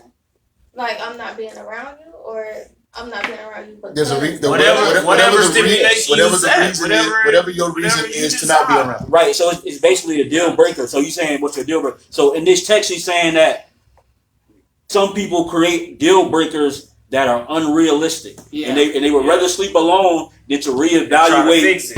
that condition. Like I had a homegirl that told me that I asked her a question. I've used this before. I said, okay, you got a couple kids, you own your own home, you're an entrepreneur. You know what I'm saying? You don't work for nobody, you work for yourself. So I said, okay, if you making $75K a year with your couple of kids, with your own crib, with you working for yourself, and you meet a man, he got a couple of kids, he worked for himself, he makes $75K, he owns his own home. Would you marry him? And she said, I would like him to make double what I make so I can feel more secure. And that. But then she said, but in her defense, she did say, but this is why I'm not seriously dating right now, because I know that I need to work on these things. But this is things that's been programmed into her mind. That's of hypergamy of any man that I date, he got to be way better than me. Right.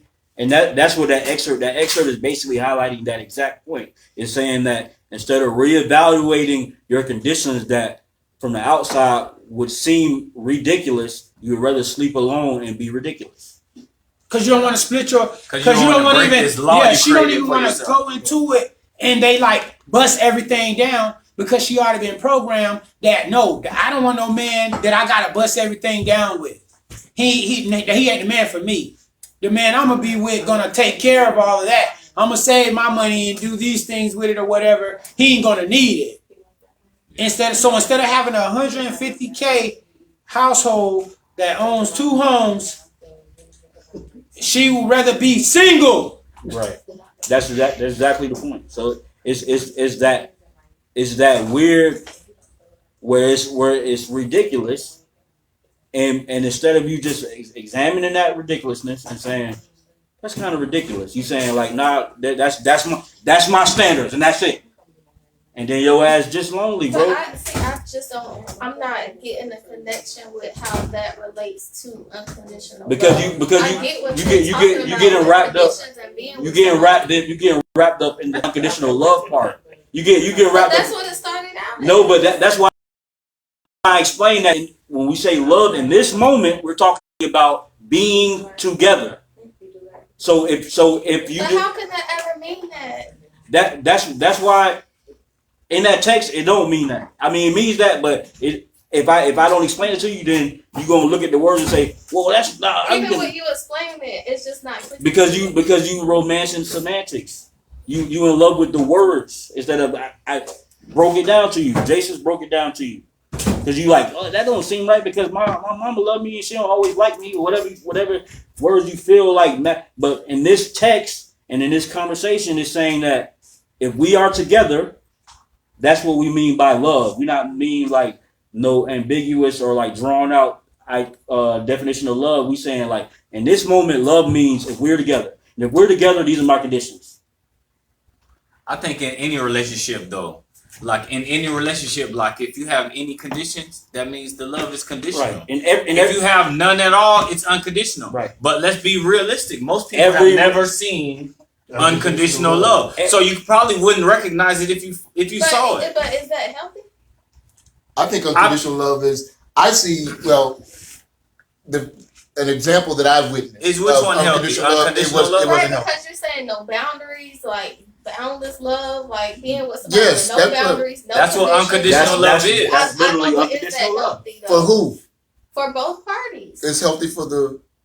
Yeah, it can be. Yeah, I think it would be. It absolutely completely can healthy. be. But we gotta then consider that we can't assume that there's gonna be like these toxic or abusive things happening. You know what I'm saying? Which most people would think when you say unconditional, they thinking, but wait, what if they punch me? Well, then it's conditional. A lot of people go into situations with that toxicity from how they grew up and things like that. So when we're talking about our society and how we were raised, going into something with zero conditions, I understand what nobody's saying like there's anything wrong with conditions. That's not the argument. Nobody's saying there's anything wrong with conditions. I'm not talking about an argument. I asked the question: But, is that healthy? No. So the point is you asking the question based on we don't know because we never had it. Yeah, that's what the point is, that conditions are real. You ever had it? No. So that's what I'm saying. That's what he's saying should be, or something like that's the goal in that passage. Like, you know, he's saying that's what it is. No, so he's not saying what anything should. Yeah, he's saying that's. He's just saying conditional love is this, unconditional love is this. So people be looking for this, and it's not realistic. Love that has conditions, then that means that I would rather sleep alone. No, man, no. I'm just trying to like dissect that passage. If you have love, if you're making a decision about the person that you're with, and you're making a decision to not be with someone because you're not willing to evaluate you to make the adjustments that you need to make to be with them, then yeah, you're choosing to be alone. Right. You over them. Yeah, over fixing them. Overdoing the work. Right. But sometimes that's okay, and I can still love them. Well, we never said it wasn't okay. We didn't say it was good or bad. None of that. It just seemed like the part about rather being alone than to love unconditionally, like just from listening to you read that passage, like that's the negative, like connotation. He never said it was negative. He just said she heard the choice. But she heard it. She heard it. What I heard. But that's. You think? You think it's negative to be alone? Like when you're alone, you like, dang. No, I don't. But that's what I'm saying. From the way that it was like, the way that I heard it, it seemed like it was. That's a negative thing. It sounded neutral to me. I think it's speaking to a certain population of people, because we know people who. This is over 30 years ago. It was over 30 years ago. At Scoop's Ice Cream Parlor in Edenville, sitting there talking with a bunch of guys sitting around the table. We're talking, and a young lady walks in, and she's going to go get herself some ice cream. One of the guys, he thinks that she kind of cute, so he jumps up, he runs to the counter, offers to buy her some ice cream, starts cracking a little conversation with her, and she had just gotten out of church. It was Wednesday, Macedonia. And she turned to him. She said, I don't need no man. I got Jesus. Mm. She was choosing to be alone. That's strong, though, because that's before roses, too. Before the rose.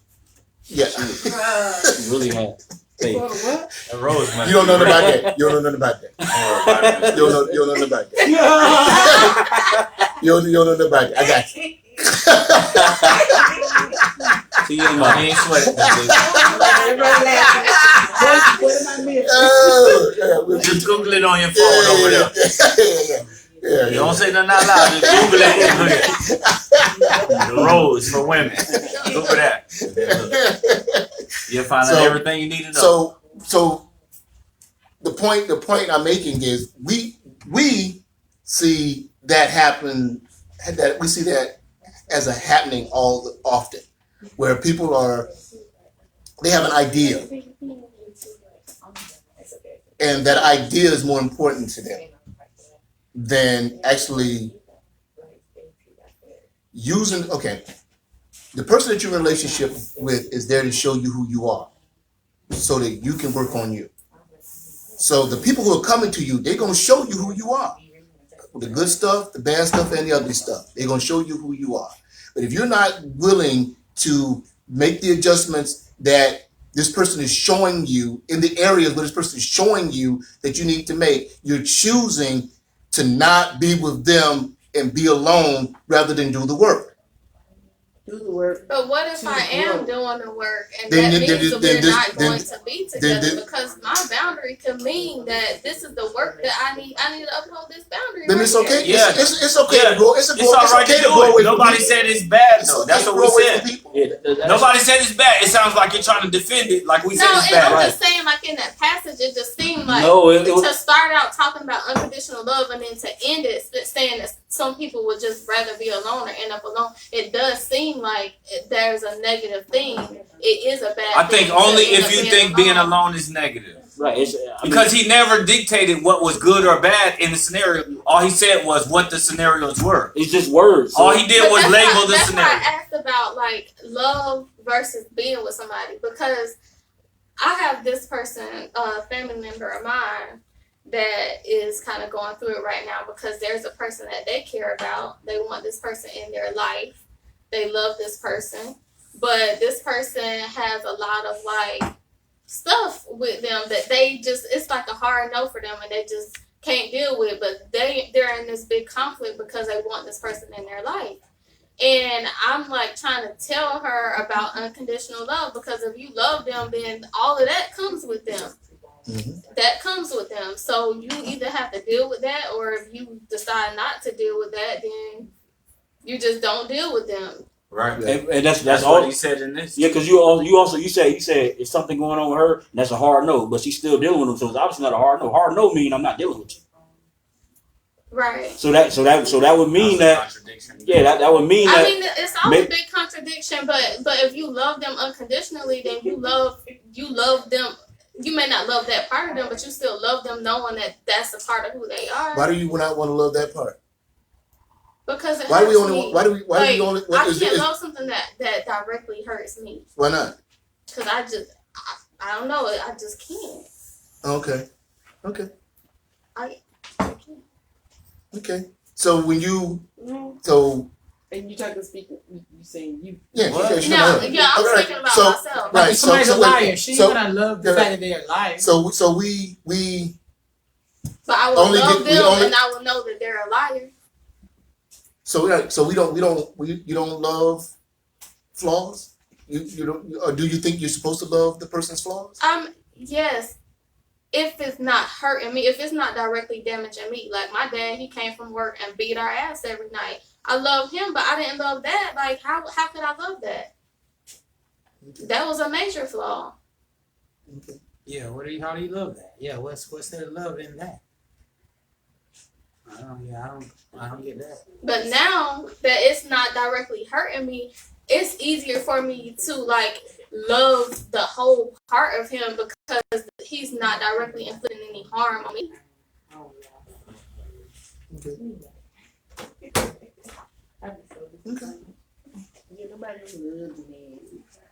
Nobody don't love getting their ass whipped. So they pay for it these days. Yes, they do. Some people love getting their ass whipped. They know about the rules.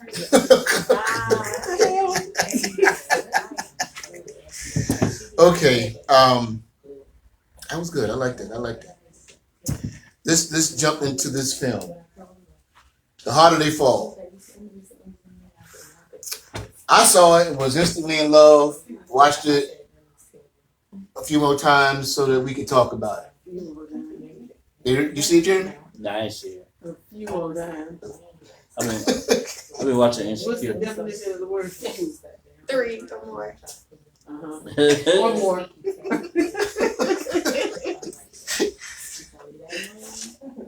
Okay, so It was pretty good. Yeah, I like it. It was. It had some crazy stuff in it. You seen it, Jay? Mhm. Damn, I'm the only one out. Fuck yeah. Excuse you? Respectfully. If you say respectfully, it ain't bad.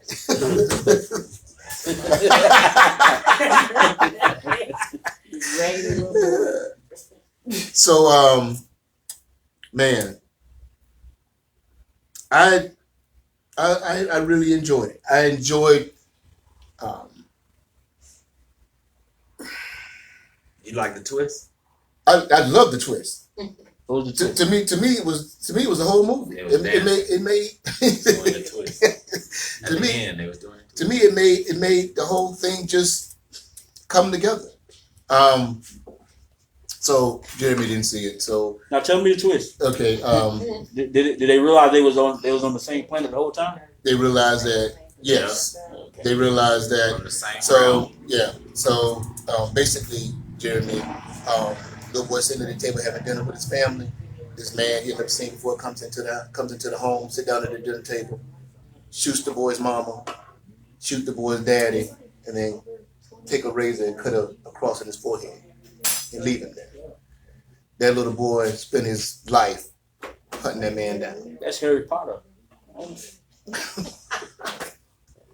Yeah. Oh, Yeah, he spends his life trying to hunt this man down. And I'm fast forwarding when he finally meet, and he's getting ready to. He's killed everybody they need to kill, and it's the two of them in the room. The man that he's been hunting his whole life starts talking to him. And it was his daddy. Is his brother. Turns out that the man that he shot was both of their fathers. Mm. And what happened was when he was 10, the older brother, when he was 10, his dad was beating his mom. And one day he tried to protect his mom. And dad jumped on him. And then mom pulled out a bottle, a broken glass to protect her son. He killed the mom. Mm. The man killed his wife and took everything that they owned and left the boy there by himself. So he was looking for his father because of what his father did. when he found him, And when he found him, with his little brother and his new family. and then there was a line in the film where he says, you became everything our father tried to run away from. And then he said, and you're going to surpass me. He said, because I couldn't kill my brother. He said, but here you are ready to kill yours. And then he killed him. And he killed his brother. You should see the movie, Jerry. Yeah, actually, I might watch it now. You should watch it. That was some Star Wars shit. So, Right. yeah. When that happened, there was a moment where I'm watching the film, and I'm like, Kaza Sose. And So what does that message say though? the sins of the fathers, man. The sins of the fathers. You know what's crazy, right? So before I saw the movie, I put a post. I put a couple of posts out, kind of dealing with what I saw in the movie. And the post, one of the questions I asked was, is the woman's husband her truth? I think I might have worded it a little differently, but is your husband, is your man, is he your truth?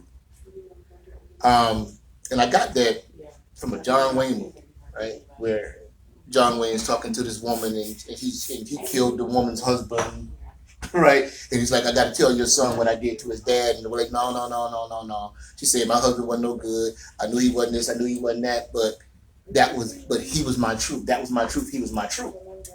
So, and I would just kind of put that question out there to see what women were thinking and how they felt about it. And when the Idris Elba character, the older brother, when he came to the little boy's house and shot that man's wife, that wife was like, if there's an innocent person in the film, she was innocent, but she married this evil man. Even though he had changed his life, but there was a time in his life when he was evil. So that woman died as a result of that man's truth. And I love the connection that I love the way James Samuels. Damn, James Samuels, this was good. And everybody else in it, that was, nobody slipping at all. Lakeith, woo, he was a nasty dude. But there was so much to it. So much to it. What do you think about the women? The women were good. What her name was? Trudy Smith. Trudy? Yeah, the way she stopped the train, she commanded a lot of respect. It's based on a true story? No. True characters. No. But every character in the movie existed, but they weren't together. It's made up story.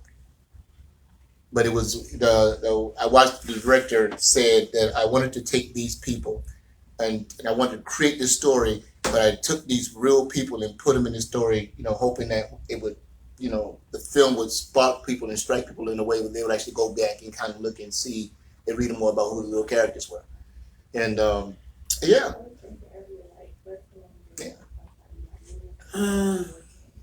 You didn't like it, Jay? The acting was good.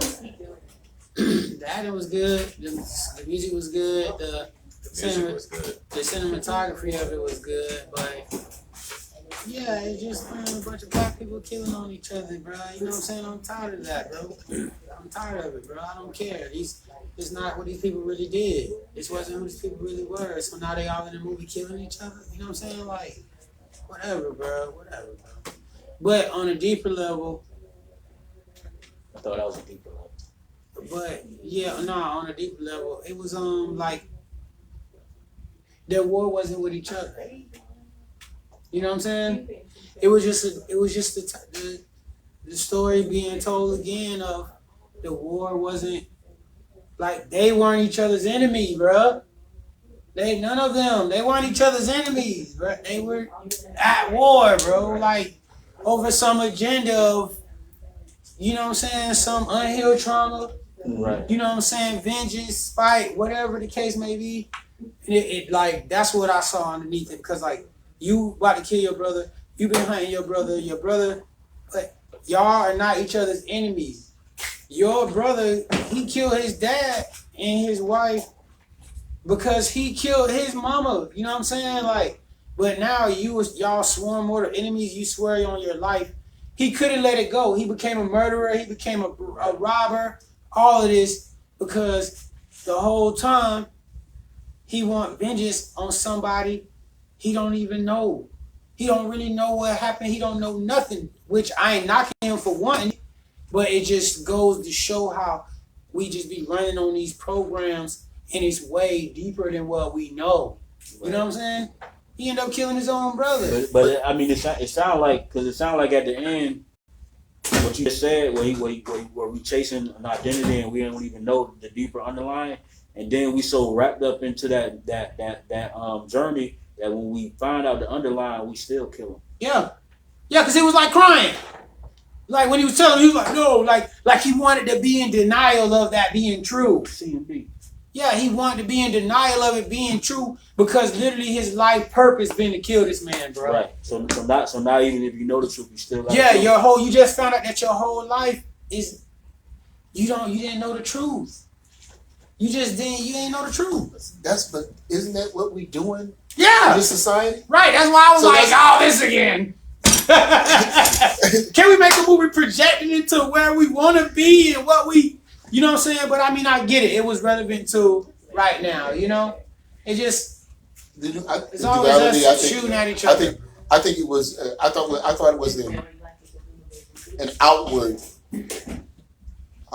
expression of the internal battle that I know most brothers go through. Facts. Yeah. Yeah, they hit all the psychological Right. relevant things up right now. Right, there's a war within. Because his woman didn't listen to him.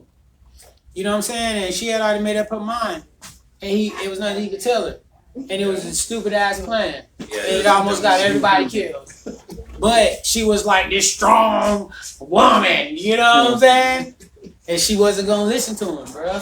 And she went in there and almost got everybody killed.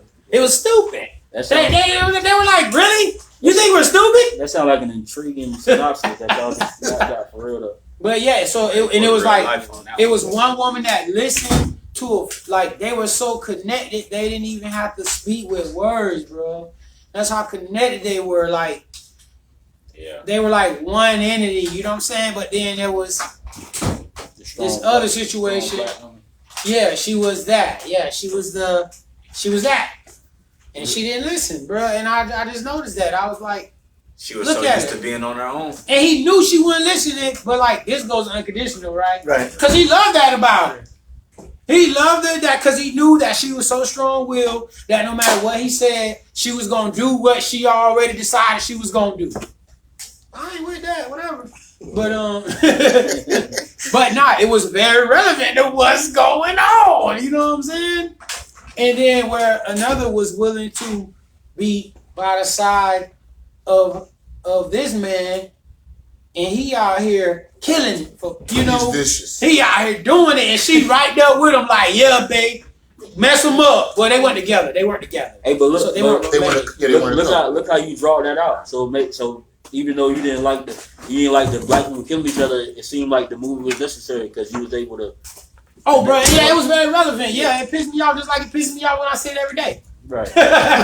Yeah, the movie was a beautiful.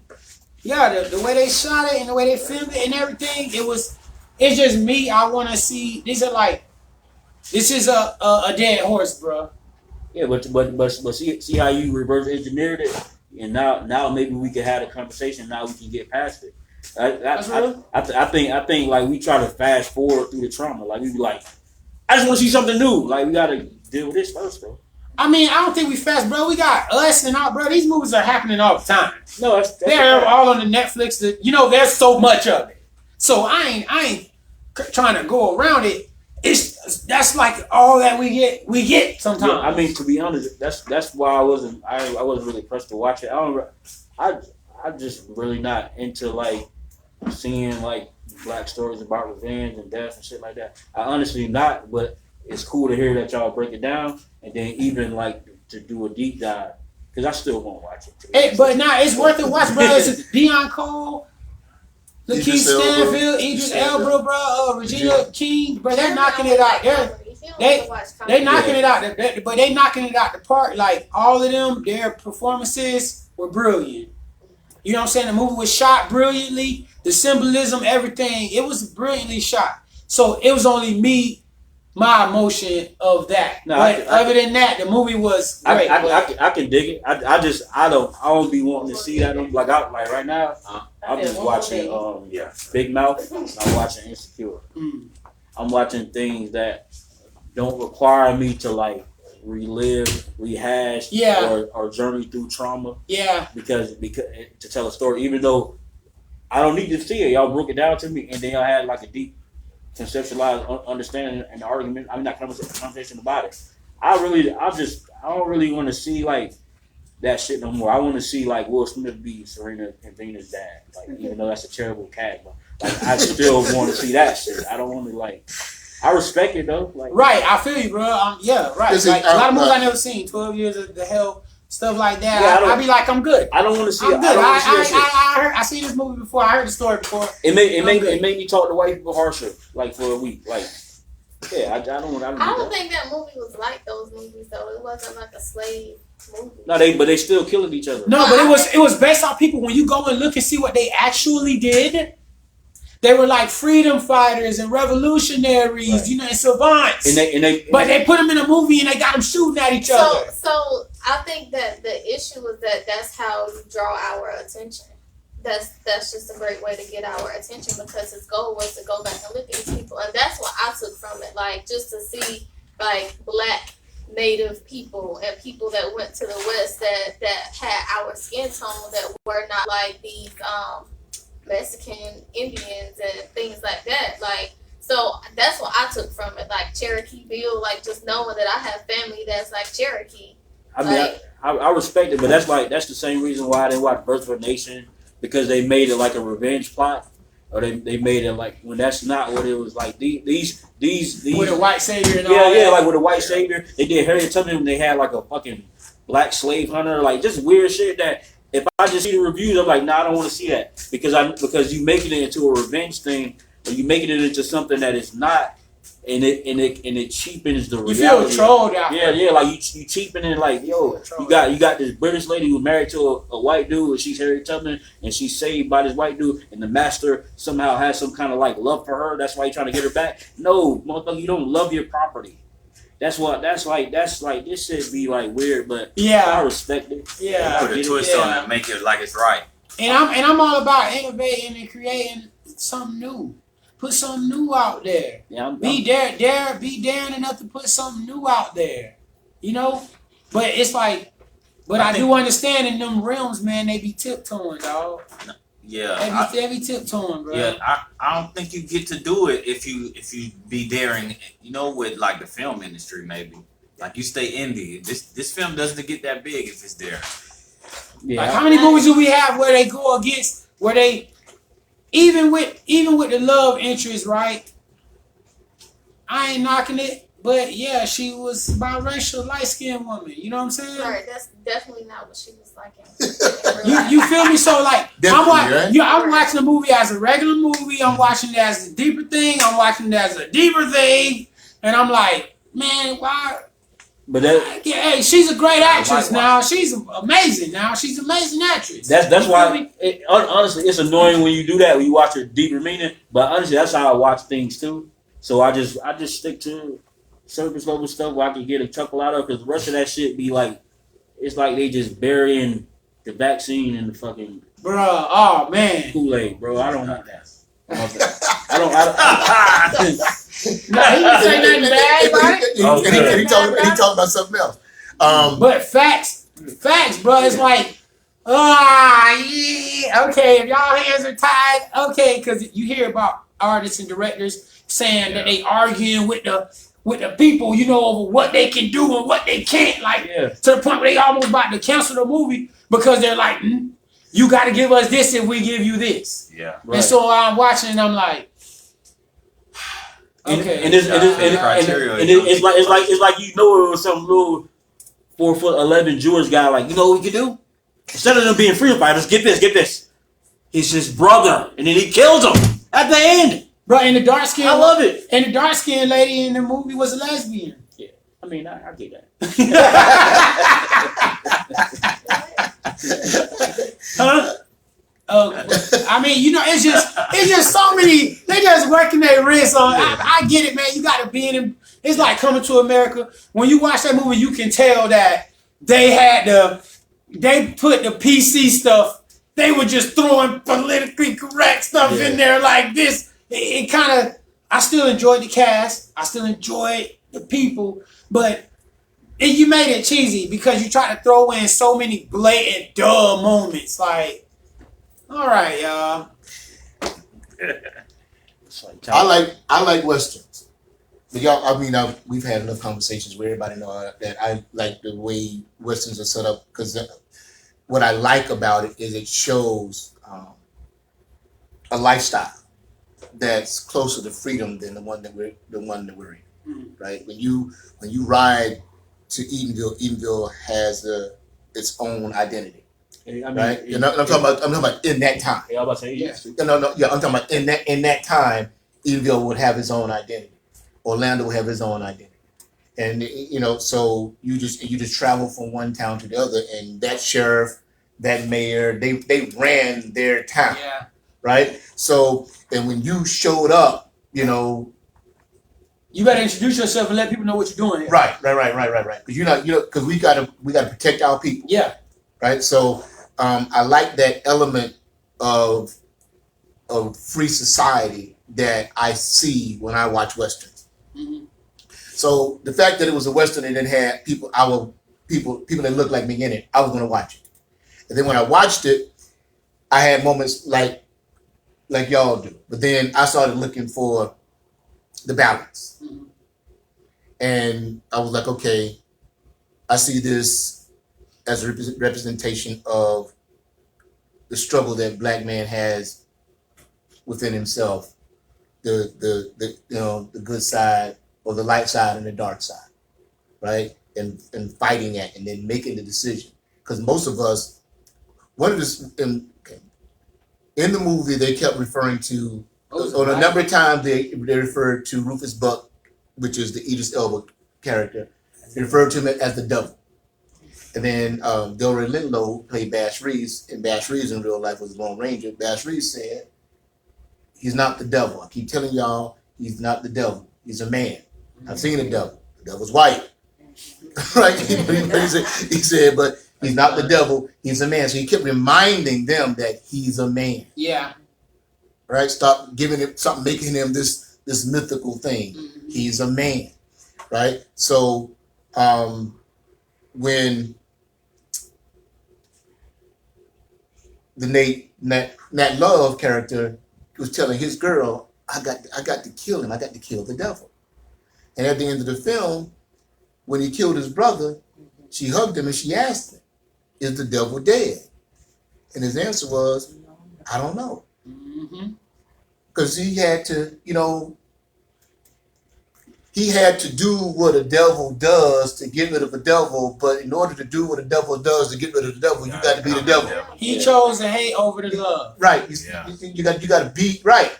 So now let's put that in this society. How many of us how many people, think about it. The majority of people you deal with on a day-to-day basis are choosing leverage. We call it love, but we're choosing leverage. We're getting into situations where we got some kind of leverage. It's like this, right? Okay, you see a sister, she whatever, she ratchet, she uncool, she this or that, whatever, can't be trusted. She's single. Okay, but but before you think about what kind of life experiences that she had to have to be to that place, right? You already just judging her right there on that spot and just casting her away to the trash, right? You know what I'm saying? Right. And so that's what in that moment it was like when he let him know what was really going on. You could see that he didn't want to accept it because he just wanted to kill him. He wanted the compassion. He could have had the compassion for knowing the truth now that the light is being truly shined on the situation. But he's like, nah, I'd rather sleep alone. Right. Than make amends with my brother. You know what I'm saying? Right. I'd rather be alone in this world. This is my last family member. Right. But I'd rather kill him. Right. Than understand that our daddy killed his mama. Right. In front of him and then abandoned him. Right. Nah, I got to kill him, dog. He killed my daddy and my mom, bro. Yeah. So he chose himself over the bigger picture. Right. You know what I'm saying? And even being made aware of it. Like I'll say that. Hey, before y'all get on here and cut down these brothers that don't know how to lead and don't know how to this, what about, do you know that the man ain't grow up with no dad? That he already been out here scrambling and fighting for his life? Have you factored any of that in? Because if you did, then you can have compassion and you can just give him love and positive encouragement. You ain't got to marry him and have no kids with him. But you can give him love, compassion. You can hold space for him, give him some positive encouragement. You know what I'm saying? Or you can just keep your mouth off of it if you ain't got nothing to say. Good. Right, but that's a space you occupy on a day-to-day basis because you know these stories. I grew up right there. I've seen them. I've been to the funerals. I've been to visiting people in jail. So before you want to cast people away and just judge them for their behavior, you got to go. I just saw a clip. Will Smith, he was tearing up. The audience was tearing up. And he said, man, you got to forgive people. You got to learn how to forgive people. We punish people so harshly for mistakes that they made, not even looking where the mistakes even come from. These people ain't even got a chance to even see who that really is. So what just that trope, I was just like, we haven't learned how to forgive ourselves, man. yeah, that's right. I mean, because when you can forgive yourself, you can forgive other people because you understand what forgiveness is. You understand the process. Right. Like you know yours, but you understand that there is a process. So when you can, people who are unforgiving in my work, I have encountered people that I've encountered in my work who are unforgiving have not learned how to forgive themselves. So people who do not trust other people have not learned how to trust themselves. Mm-hmm. People who do not love other people have not learned to love themselves. So the journey is always inward. And I think, so me being able to watch that story and be able to talk to a group of young brothers I know who watch that story, I can walk them through their process with that visual. Mm-hmm. And I think that can be useful. Now, did they have to make some compromises to make the movie? Of course it is Hollywood. Yeah. If every person represents a piece of the psyche, I can understand that. Yeah. You know what I mean? I think when you do it that way, yeah, it's always so many ways it's always so many ways to look at a movie, Because I know that way of me, the friction causing me is because I'm seeing this so much that to see it again, in a movie, you know what I'm saying, is like where you have a chance to maybe do something different. It's just almost like a frustration, but I know that that's emotional because it's relevant because it's happening right now. Right. It's like in perpetual motion. But it's going, but because it's so it's in perpetual motion. So it's happening right now, and it's going to be happening right. Yeah. So that's the thing. But going back to Dick Gregory. Cowboy's talking to the Indian, and the Indian say to the cowboy, "Hey man, how come when we do the movies, man, the cowboy always win?" The cowboy say, "Well, the Indians, when y'all start making some movies, y'all can win." Yeah. Right. So you see what I'm saying? We have to begin to take control of our own narrative and be uncompromising about it. But then they want to do that. Yeah, because that's what happens when we do make movies. We have these things where we don't have honest resolve, and it's like it becomes like goofy, like Tyler Perry made $1 billion making movies. The amount of moments he's still trying to fit the criteria, right? The amount of times that there's been moments in his movies that have been realistic or have had honest resolve is none. None. And he has complete control. So like, what are we doing? What about when Rick Fox loved Angela Bassett past her pain, bro? She didn't trust him at all. He's a beautiful light skinned man that does no wrong. I don't get that. Like, I ain't gonna get on Tyler Perry. He just writes from like a gay man. But Tyler Perry though, he didn't start out like that. Like he had. Listen. Listen what I'm finna say. Hold on, y'all tripping. Listen what I'm finna say. Tyler Perry didn't start out funding it himself. So Tyler Perry did have to fit in the mold, and he never changed. So he knew what it took to get the funding, and he was like, "That's all I got to do." He ran with it. It's the same as like the music industry. Niggas they go with the nigga shit. Yeah, for real. Come on, man. I feel like in his plays there was some resolve. No, it was no. I don't. I think it was the most stereotypical bullshit about black women and black men. It made a lot of people think we're really like that, and it was only the toxic bullshit about black couples. Like I know a lot of black couples that got a lot of love. No, it's not that crap. But you know how y'all say like the some not all. No, it was always. He was generalizing a lot, but then he went and gave like real advice to that group. It was women really do love Tyler Perry. Yeah, for real. It was always a minstrel show. He dragged his wife out of the house for no reason. Yeah. He hated his wife for no reason. Guts, man. And she was perfect for a younger like Latina woman who was like who left. Like this is just weird. He just writes from like a gay man's perspective. That doesn't happen. Like that's just not. There's no. It's not even generalization. It's like you literally just made up some shit. He was like, "Get out." Every, like, where am I gonna go? He was like, "I don't care." Every gay black man is like on the down low and got AIDS. Like this weird shit that's just like that. White people like, yes, this is how black people act, and it's like a black man wrote this shit. To me, it's like insulting. Yeah, dark skinned man was evil in the light, like Shamar Moore was like, "Let me love you past your pain. I paint and I'm." And the hero is a cross dresser. The hero is a cross dresser with a pistol. Bro, this is like, come on, man. That shit is fucking. Bro, we gotta be honest. Because Shamar Moore represented like the feminine energy, right? Of like compassion and nurturing and like Eugene, he represented like.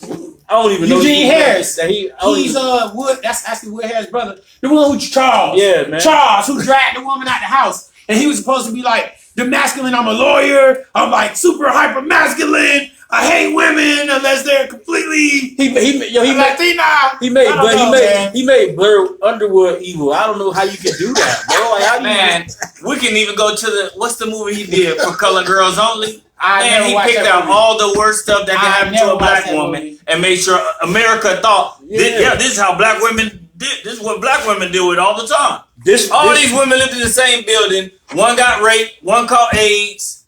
One had her kids thrown out the fucking window. Come on, man. This black men like throwing babies out the window. Real, like, man, Tyler Perry need to stop that shit. Like none of these. I'm not for that. Come on, man. I know a lot of loving black fathers.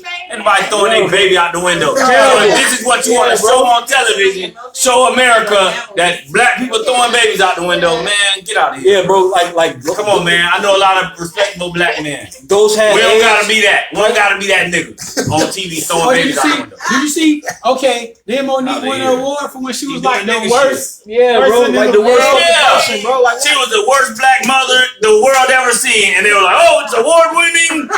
Man, stop, man. Hollywood, y'all need to stop doing shit. Or there's a movie with Taraji P. in the what is it called? Enemies. Nah, but he just saying. She played the worst black mother on film ever seen. Actually, she won an award. That's what I'm saying. I think Tyler Perry was. They want us to look like an asshole on TV. Corey Holcomb said when Monique went down when the girl went down the stairs with the baby, he said that was the best scene he ever seen in Hollywood. He said she went down the stairs like a running back holding on to a football. He's crazy. Oh my God. Whoever thought this was good to put on film was crazy. They're like, it's going to be great if she falls down the stairs. You got to push her harder. Like, come on, man. But did you see? Just think about it, man. There's a movie with Taraji P. Henson, and it's like the black school burned down, so they trying to get them to go to the white school to finish out the year. Yeah. But the KKK ain't having it, so they did like a legal thing to get like a vote that they rigged. Taraji P. is like this rib. There's actually a scene where she's like eating ribs. You know what I'm saying? While she's talking to the dude. And ribs are delicious, bro. I gotta tell you. The nigga shit. I ain't knocking that people eat ribs, bro. But having her eating the ribs on the movie, bro, it was. I mean, but listen, that's not my point. That's not my point. All right, go ahead. Or that her grammar, none of that is my point. You know what I'm saying? She was like the feisty black woman with the intuition, but you know her grammar is like she got a second grade education or something. She loved ribs too. But then it turns out, so the man was in the KKK. So then somehow he develops a bond with her. Yeah, with a heart of gold. Yeah, and then the KKK with a heart of gold. Right. So then he like gets kicked out of the KKK. So he gets kicked out of the KKK. You know, and they still be embellishing though. Yeah. So he has a gas station. So all the white people stop going to his gas station because he's an N-word lover. You know what I'm saying? So guess who lines up for miles around the corner to support his gas station? Black people. Bro, because he's the white savior, the white knight. That's what we. Let me ask you this. I mean, why? Let me ask you this. Why is Oprah a billionaire, right? But she always played a maid, a slave. Bro, we gotta be like, bro, how, bro? You a billionaire, bro. You gotta always like. Sophia, don't be like me. Like, bro, you what? Are you What You Oprah Winfrey. Come on, bro. You can say no to this shit, bro. You can. No, you Can can't. you? No, you can't. You have your own studio, bro. Bro, Like, keep your little You network. have on a studio, but I don't know. bro, you man. read that and you was like, yo, so what I gotta do now? I don't think she owned it no more. Does she? Nah, she still Harper. No, she still don't. Harper. No, it never was. What about home? No, it never was. Oh. That never was. I mean, has she ever promoted like balanced relationships on her show? Bro, has Oprah like why you just ain't the president of in the movie? You just the president or some shit. Like, bro, you gotta be like a maid, the help. You gotta be. Hey, that's ridiculous. That makes no sense, bro. How you own the movie, make the movie, and you a fucking It does maid, make bro? sense, man. It makes sense, man. They got to keep the image the same. Right. Bro. So they're not gonna change the image of a black woman on TV because this black woman done. Especially when We done she really gave her that billions. successful Let's say it in right. real life. Shout out to Aunt Viv and Claire Hustle. They're not gonna change the image of a black woman because they gave her billions, and now they're gonna put her on TV and be like, "Hey, well, we gave you the opportunity to be on TV. If you don't want the role, Ain't you it's happy? gonna be like Dark that, skin man." Aunt Viv. Shout out Dark skin Aunt Viv. You could. It's really. Yeah, she stepped up. She know. She Yeah. know what. She know what. She know what time it is. You seen what we did, Bill. Yeah. All right. Now put your dress on and read your lines.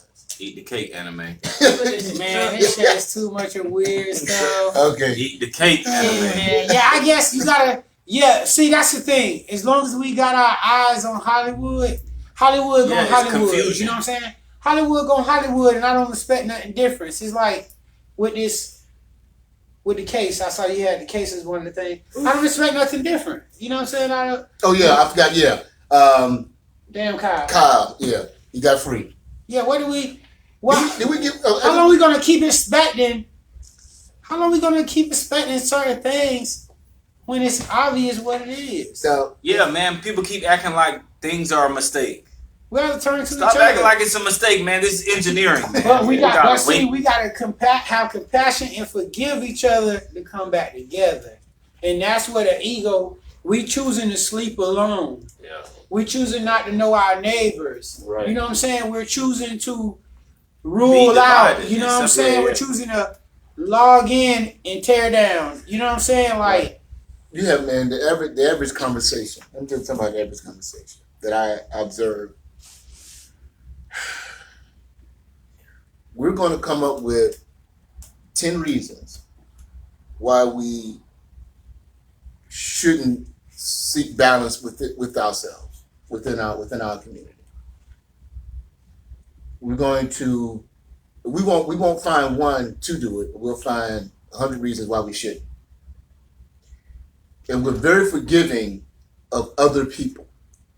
Like we're very forgiving of celebrities, right? Because of that status that they have. We're very forgiving for people who are outside of our culture, right? Or who are outside of our skin tone. We're more forgiving with everybody else than we are with each other. So now that's clearly a sign of self-hate. Willie Lynch. Right? So we did a show on this, and I put it up every now and again. All we need is love. We being able to know what love is. That's why relationships is my thing, and that's why what I saw in this book is it speaks to love in a way that most people are not looking at it, right? Because most people are using the word love, and it's basically just to replace the word leverage, right? But this speaks like love. This speaks to love and what it really does. So that's why I wanted. When I read it, I was like, okay. And y'all know I like pay attention to so anyway, but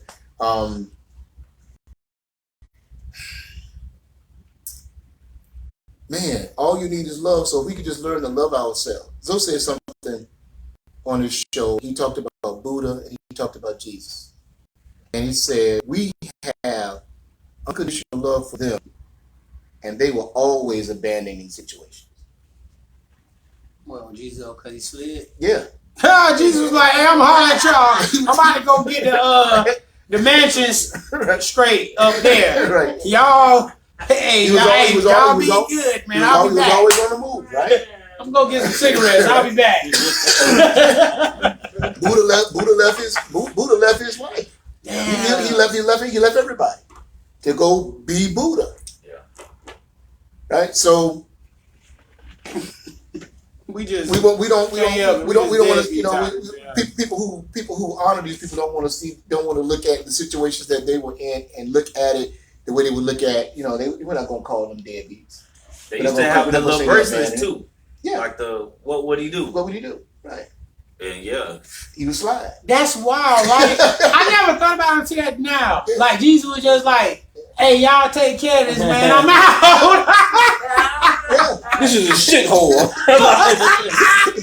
The man just slid, man. He don't slide on your people, bro. Hey, I'm ready. Go back and watch Zoe's show. Bro said 1 Go back star, and would watch- not recommend. Go back and watch Zoe Lady's show. His last show, what he just did this past Monday. He was actually talking about when Jesus was talking to the people when they were giving his stoning. And he was like, wait a minute, why y'all gonna stone me? What I do? Isn't it in your law that I am this and we are that and da da da da da? Nah, baby. He said, and then Jesus left. He said, and then they say, Oh, it said he escaped. Then he escaped. He escaped. It never say how. It just be like, and he escaped. Good luck. Zoe say he left. He ran. Zoe say he ran. You know why he ran, right? The rocks hurt. The man was making escapes. Sticks and His stones. wild. The man was going, like, he was going places being like, "Hey, love's all we need." People was like, "You gotta die." And he was like, "I'm out." All right. I see y'all upset. What you say? So funny, he was just like, "Hey, You know what? Scotty, beat me up. I'm gone, dog. Y'all take care of this, bro." Okay. Dang, that's wild. Why would you Yeah, leave like them it like ain't that? It ain't no love. I never thought about Get out of that. here. Nah, he aboard the ship. But I can't save this shit, man. Oh man. Okay, so this is a good one. This is a good one. I want to thank you, gentlemen, for another good conversation. I want to thank those of you who tuned in and those who watched it on the replay. Please don't hesitate to hit us up. I didn't do an introduction, so we can do it on the way out. We got Jason Music, JAESUNMUZIC. Jason, what's your cash app? Jah 3000 JAH3000. Okay, Devin, Mr. Haircut Man, Exclusive Cuts Barbershop, Woodwall Woodwall Show. Show. What else I got? I got like Burger House Investments, Blackbird Industries. I got a lot of stuff on. Oh yeah, sure.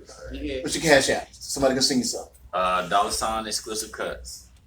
Ching. Jus'Black. The young sex symbol, international man of mystery. The star of the show. I'm David Ruffin. These are the Temptations. Nobody come to see you. Or like Eddie Kane. Rib advocate. Shout out to Real, man. Hey, if Charles Berry see this, man, it's all jokes, man.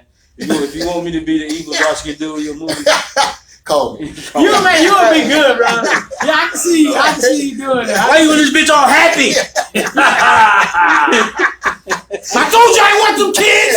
When you told me, I'm packing my stuff and I'm out of here. You think I want this? It just happened. I had a new head. Bro, what movie is that?